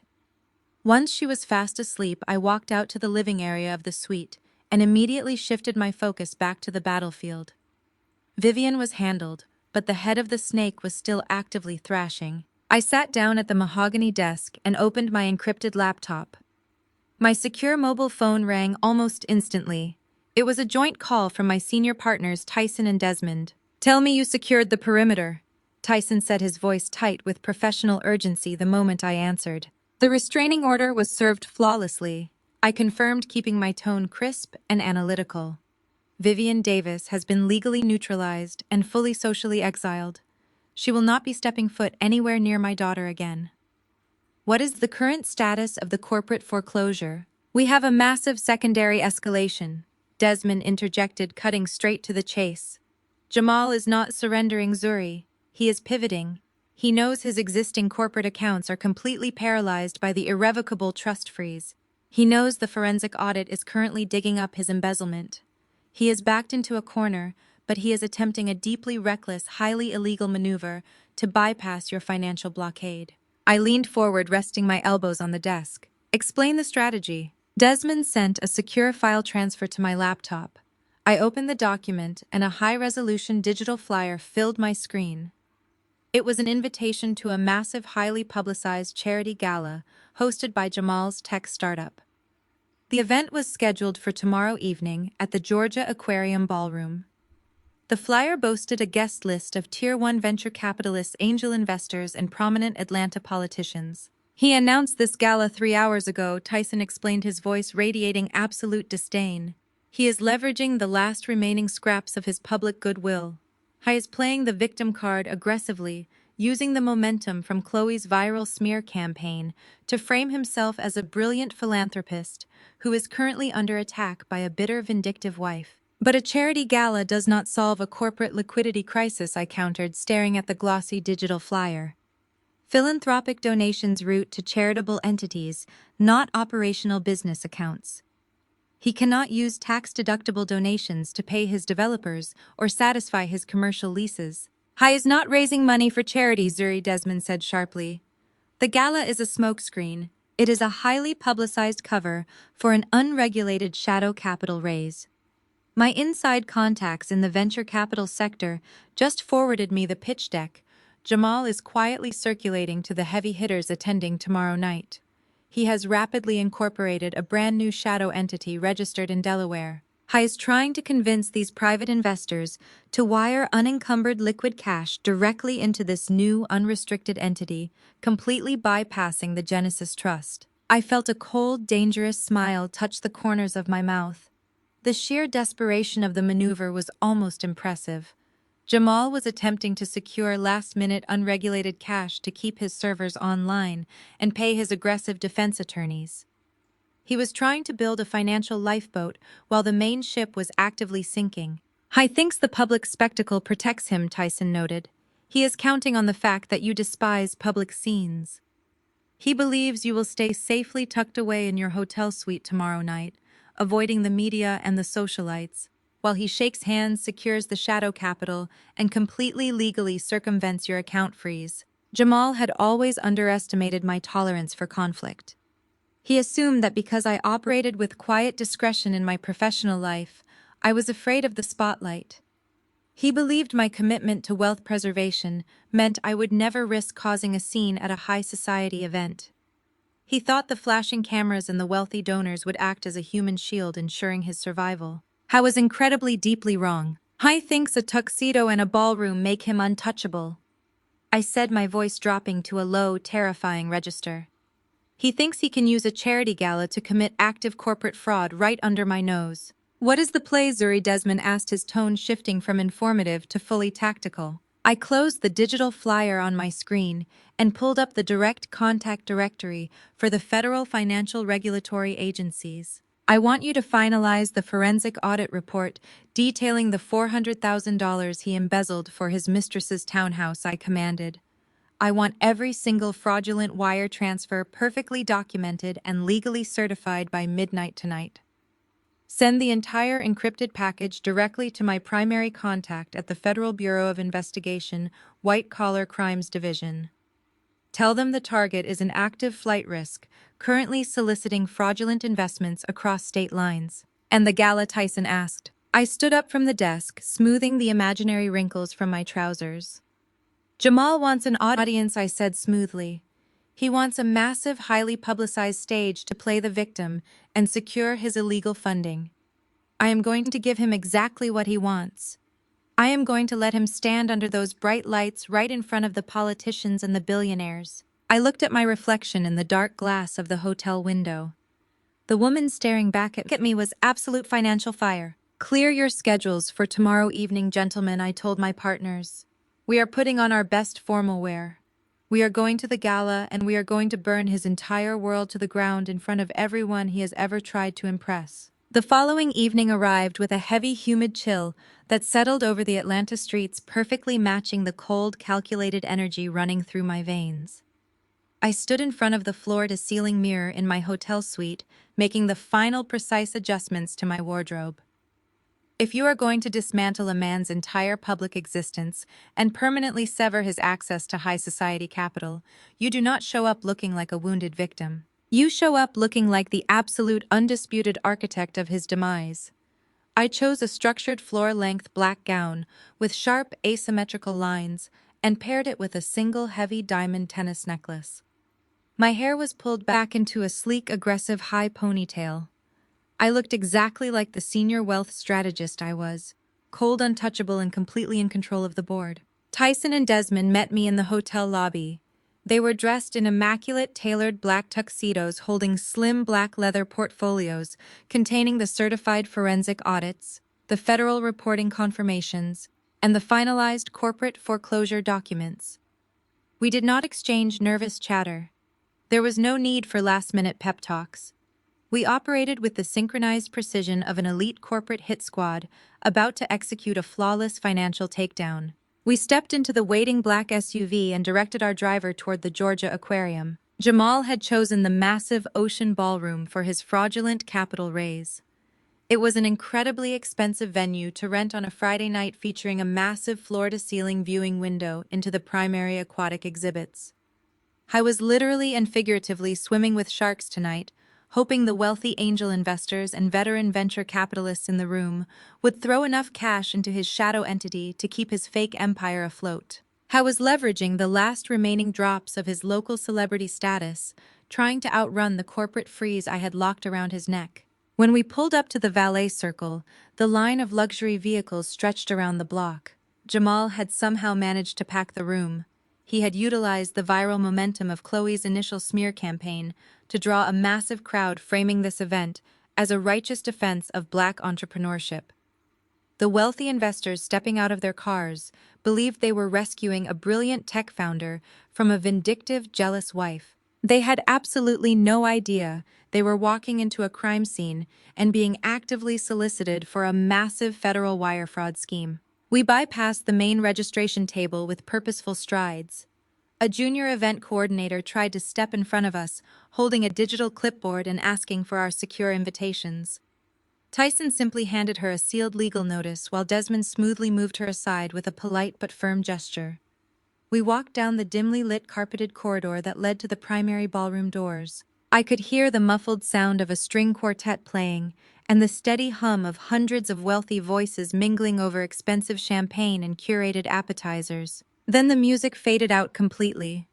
A microphone clicked on, and Jamal's voice echoed through the massive ballroom speakers. I held up a hand, signaling my partners to stop just outside the heavy double doors. I wanted to hear exactly how he was pitching his salvation to the very people I did business with. Jamal sounded incredibly confident. His voice was smooth, rich, and dripping with manufactured humility. He thanked the politicians, the institutional investors, and the local business leaders for showing up on such short notice to support innovation. He spoke eloquently about his vision for the future of technology and how his company was uniquely positioned to revolutionize the sector. And then he executed his pivot. He lowered his voice, sounding appropriately heartbroken and vulnerable as he addressed the massive elephant in the room. He told the captive audience that his personal life had recently become the subject of an unfortunate and deeply painful public spectacle. He claimed that his company was currently facing a hostile, aggressive takeover attempt orchestrated by a disgruntled spouse who wanted to dismantle a successful minority-owned business purely out of spite. He painted himself as a resilient visionary who was bravely fighting to protect his loyal employees and his life's work from a greedy corporate vulture who understood nothing about technology. I listened with profound clinical disgust as he introduced his illegal solution. He announced the creation of a brand new innovation fund.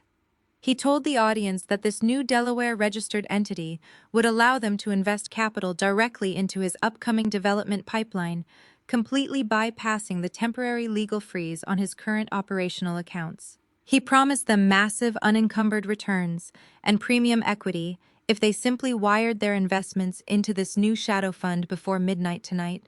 It was a textbook financial scam. He was publicly soliciting unregulated cash to fund a paralyzed company while actively hiding his impending federal investigation for embezzling over $400,000. He was violating multiple Securities and Exchange Commission regulations with every single word that left his mouth. I was asking these wealthy men and women to throw millions of dollars into a black hole just so he could afford to keep paying his high-priced defense attorneys and maintain his illusion of wealth. He finished his pitch to a massive round of enthusiastic applause. I could hear the distinct sound of the crowd validating his lies, murmuring their approval of his supposed bravery. Jamal had played the room perfectly. He was standing on stage, soaking in the adoration, believing he had just successfully outsmarted a senior wealth manager. He thought he had secured the capital required to drag me through years of exhausting divorce litigation. I nodded to Tyson and Desmond. It was time to turn the lights on and burn the theater to the ground. I pushed open the heavy wooden double doors with enough force that they slammed loudly against the interior walls.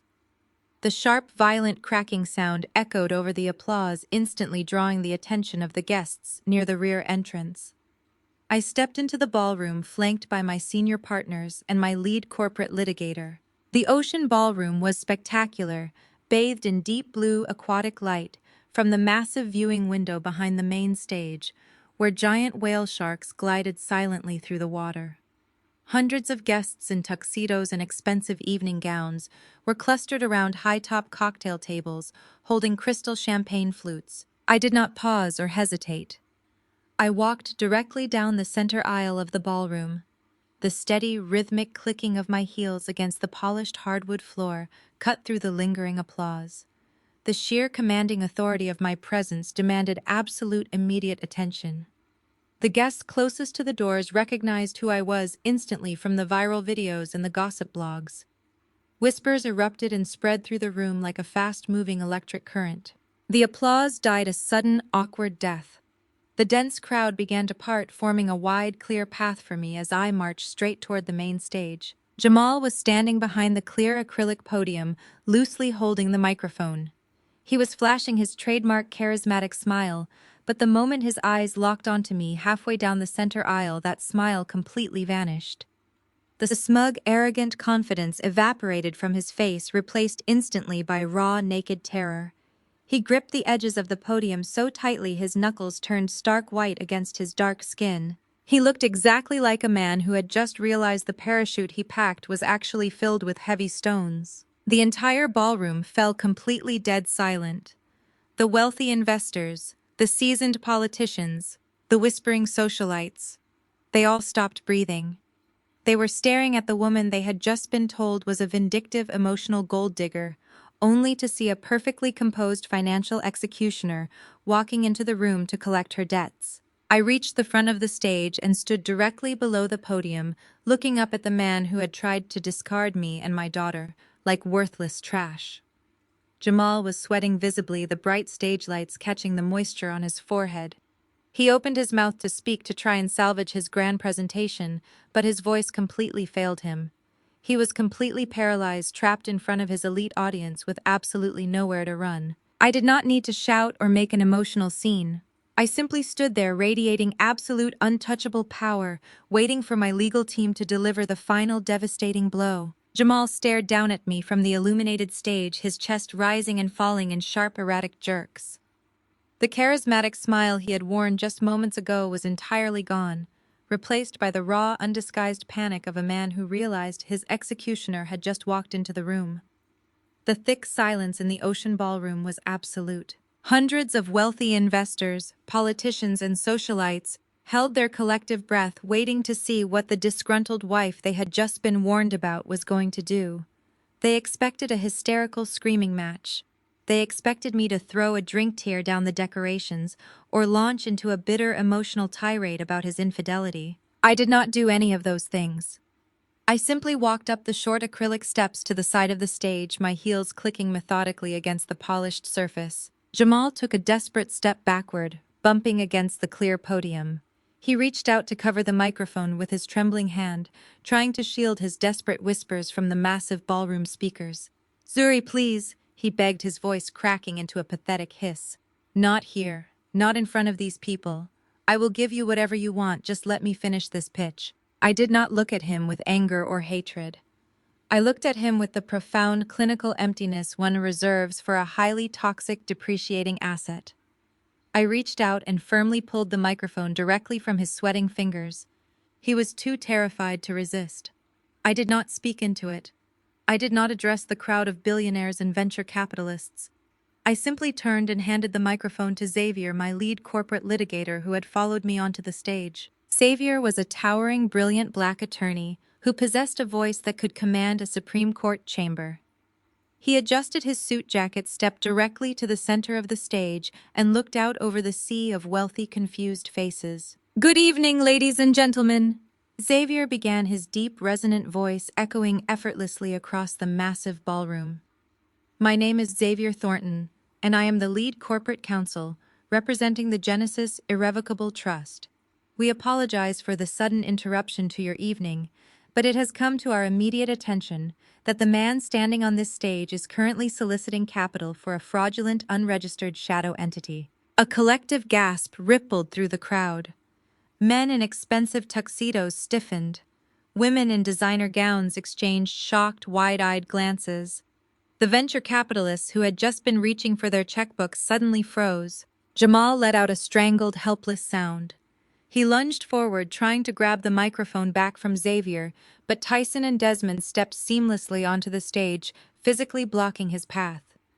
They stood shoulder to shoulder, forming an impenetrable wall between my husband and the audience he was trying to scam. The individual, you know as Jamal Davis, does not own the technology, the infrastructure, or the operational capital of the company. He just pitched to you, Xavier continued, projecting pure, undeniable authority. 5 years ago, his entire seed funding round was exclusively provided by the Genesis Trust. My client, the sole principal of that trust, completely financed his operation from the ground up. Earlier today, due to Mr. Davis initiating hostile financial actions against the principal shareholder, the trust executed a mandatory default clause. The company you believe you are investing in is currently under a total operational freeze and active corporate foreclosure. The murmurs in the crowd escalated into loud, agitated chatter. A prominent local politician standing near the front row actually took a physical step backward, putting distance between himself and the stage. "Hai is lying!" Jamal shouted from behind Tyson, desperately trying to project his voice over the crowd. "She is just a bitter, jealous woman trying to ruin a successful black business. Do not listen to them." Xavier did not even flinch. He simply reached into his leather portfolio and pulled out the certified, heavy watermarked legal documents. Tyson and Desmond simultaneously opened their own portfolios, pulling out dozens of copies. They walked down the stage steps and began handing the certified foreclosure notices directly to the heavy-hitting angel investors sitting at the premium VIP tables. As you can see from the certified legal documents currently being distributed, Xavier announced, cutting smoothly over Jamal's pathetic shouting, "This business is paralyzed. But the corporate foreclosure is not the reason we interrupted your evening. We are here because Mr. Davis is actively committing federal wire fraud right in front of you." The ballroom went dead silent again. The accusation of federal fraud was a massive, heavy anchor dropping directly onto the room. "When we executed the financial freeze this morning, we initiated a comprehensive forensic audit of Mr. Davis and his corporate accounts." Xavier explained, his tone shifting from legal notice to a devastating public exposure. "My client discovered that over the past 2 years, Mr. Davis has actively embezzled over $400,000 of private trust capital. He utilized fabricated vendor invoices to siphon your potential return on investment into a hidden limited liability company." Jamal grabbed his own hair, shaking his head violently, his eyes darting toward the exit doors at the back of the room. "I did not use these stolen funds for research and development." Xavier continued, delivering the final fatal blow to Jamal's carefully curated reputation. He used the embezzled trust capital to purchase a luxury townhouse in Virginia Highland for his secret mistress. The reaction from the crowd was explosive.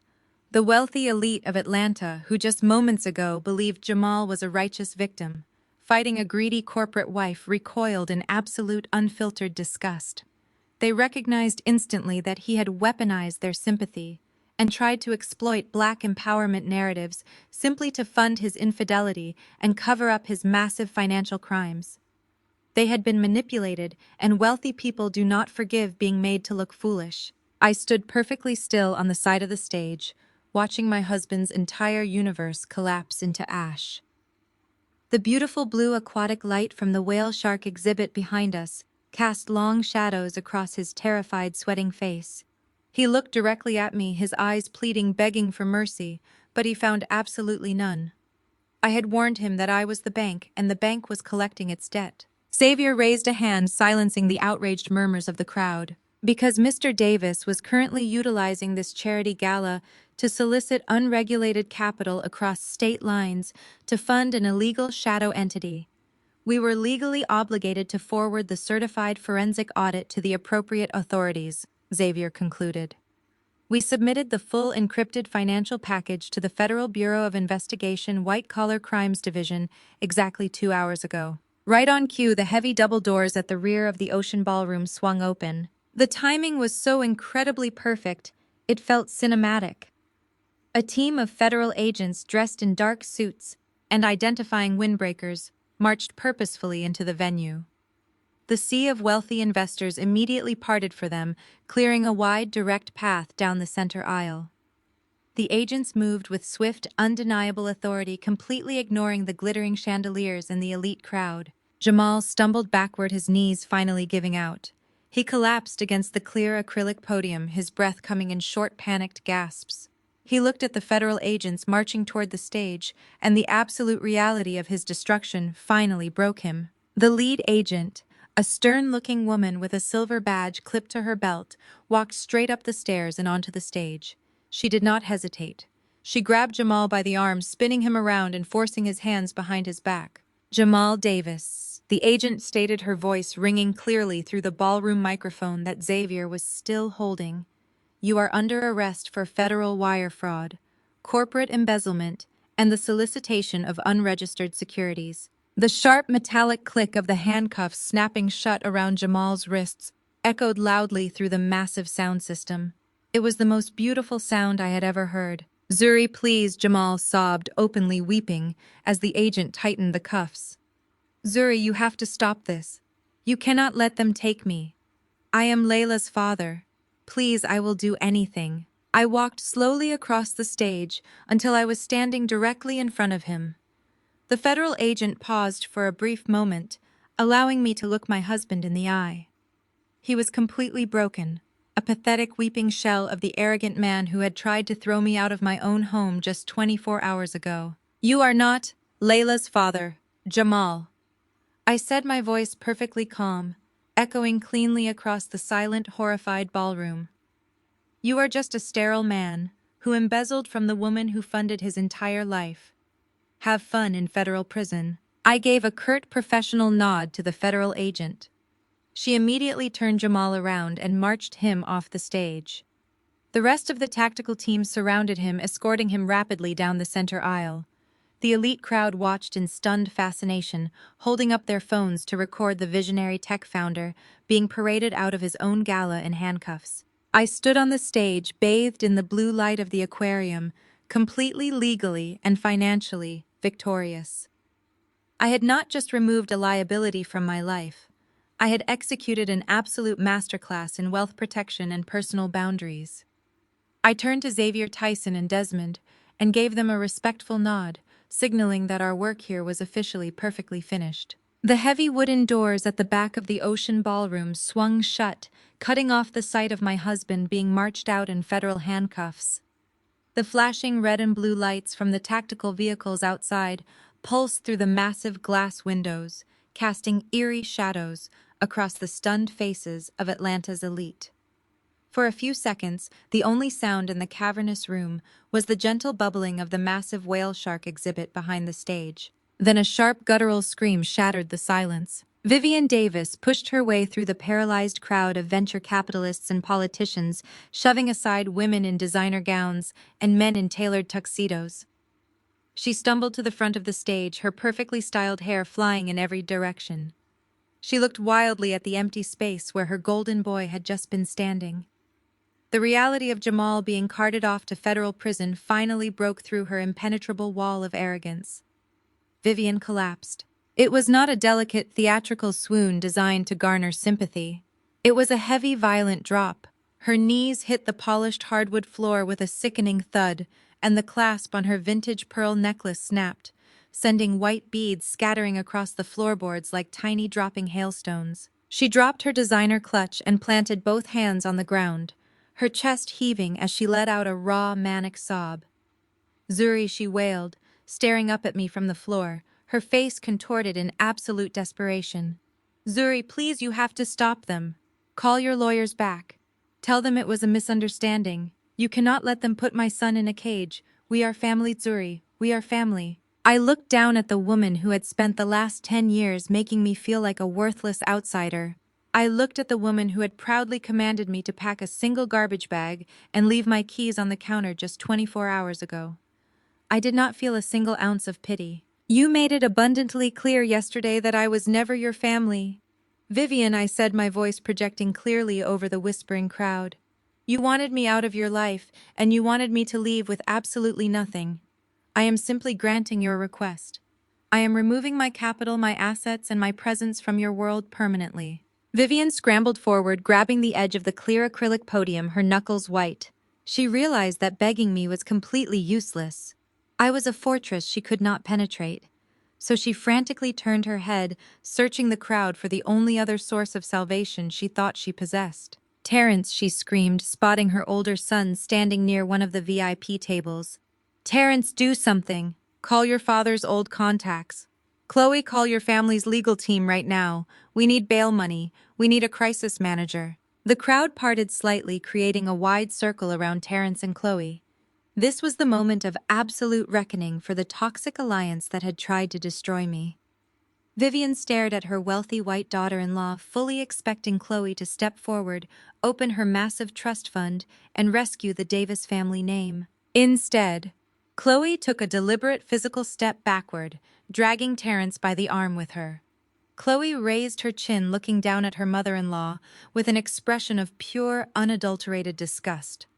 She made sure her voice was loud enough for every single wealthy investor and socialite in the room to hear. "Do not look at me, Vivian," Chloe announced, her tone dripping with rehearsed righteous indignation. "My family will absolutely not associate our name with corporate fraud and embezzlement. We had no idea Jamal was running a criminal enterprise and hiding a secret mistress. Terrence and I are completely disgusted by this entire situation. We are victims of his deception just like everyone else in this room." Vivian froze, her mouth hanging open. "But you are his brother," she pleaded, looking at Terrence, her voice cracking into a pathetic whimper. "Terrence, you have to help him." Terrence, a man who had spent his entire life taking the path of least resistance, looked at his mother kneeling on the floor surrounded by judging billionaires. He looked at his wife, who held the keys to the luxury cars he drove and the mansion he lived in. Terrence swallowed hard, avoiding his mother's desperate gaze. "Chloe is right, Mom," Terrence muttered, looking firmly at the ground. "Jamal brought this on himself. We cannot get dragged into a federal investigation. We are leaving." Chloe turned on her heel, her designer gown sweeping across the floor, and marched rapidly toward the exit. Terrence followed her like an obedient dog, completely abandoning his mother on the ballroom floor. Vivian let out a devastated, broken wail, covering her face with her shaking hands. She was completely, utterly alone. She had no money, no social status, and no allies. The wealthy country club friends she had spent her life trying to impress were currently pulling out their phones to record her total public humiliation. The elite society she worshipped was actively turning her into a cautionary tale. I turned away from the pathetic sight. There was nothing left for me to do here. The financial surgery was complete, and the tumor had been successfully removed. I walked down the short acrylic steps of the stage, my heels clicking in a steady, powerful rhythm. Tyson, Desmond, and Xavier immediately fell into formation, flanking me like an impenetrable corporate shield. As we walked down the center aisle of the Ocean Ballroom, the sea of investors and politicians parted for us immediately. Nobody said a word. Nobody asked a question. They simply stepped back, lowering their eyes in profound, absolute respect. They had just witnessed a masterclass in wealth protection, and they knew better than to cross the woman who had orchestrated it. We pushed through the heavy wooden double doors and walked down the long carpeted corridor toward the main lobby of the aquarium. The air felt incredibly light. I pulled my mobile phone from my clutch and checked my secure financial dashboard one last time. The Genesis Irrevocable Trust was completely locked down. The luxury townhouse purchased with stolen funds was fully seized and secured. My offshore portfolios were fortified. My independent wealth was absolutely untouchable. More importantly, I had just secured my daughter's future against any potential liability or manipulation. Layla would grow up surrounded by abundance, protected by an ironclad legal fortress that no opportunistic man or toxic in-law could ever breach. We reached the valet circle just as my black Range Rover pulled up to the curb. The crisp night air swept over me, carrying away the last lingering remnants of the Davis family toxicity. I turned to my three partners, the brilliant, ruthless men who had stood shoulder to shoulder with me in the trenches. "Thank you, gentlemen," I said, offering them a genuine warm smile. "Your execution tonight was absolutely flawless." Desmond chuckled, adjusting his tuxedo jacket. "Remind me to never ever trigger a default clause in any contract you draft, Zuri." Tyson offered a respectful nod, holding the rear door of the vehicle open for me. "Go home to your daughter, Zuri. The board is clear. You won the game." I slid into the luxurious leather interior of the Range Rover, and the heavy door clicked shut, sealing me in quiet safety. I instructed the driver to take me back to the St. Regis. I opened my phone and looked at a text message from the private childcare provider. It was a photograph of Layla fast asleep in the massive hotel bed, clutching her favorite stuffed animal, her breathing steady and peaceful. She was safe. She was entirely mine. Jamal and his family had tried to orchestrate a coup to strip me of my dignity and leave me begging in the streets. They thought my background made me weak, and they thought their arrogance made them invincible. Instead, I foreclosed on their entire reality. I left them to navigate the devastating financial and social wreckage they had built with their own hands. I rested my head against the cool leather seat, watching the city lights blur past the tinted windows. I was not just a survivor. I was a senior wealth management strategist, and my greatest asset was finally completely secure. The most profound lesson we can extract from these journeys of betrayal and triumph is that blood does not automatically guarantee loyalty, and a shared last name does not equate to a safe haven. Often the individuals who are supposed to protect and nurture us are the very ones who underestimate, manipulate, and exploit us to serve their own fragile egos. When you are continuously positioned as the scapegoat or the family disappointment within a toxic dynamic, it becomes dangerously easy to internalize those cruel projections and believe you are unworthy of basic respect. However, we must remember that true value isn't determined by others' assessments.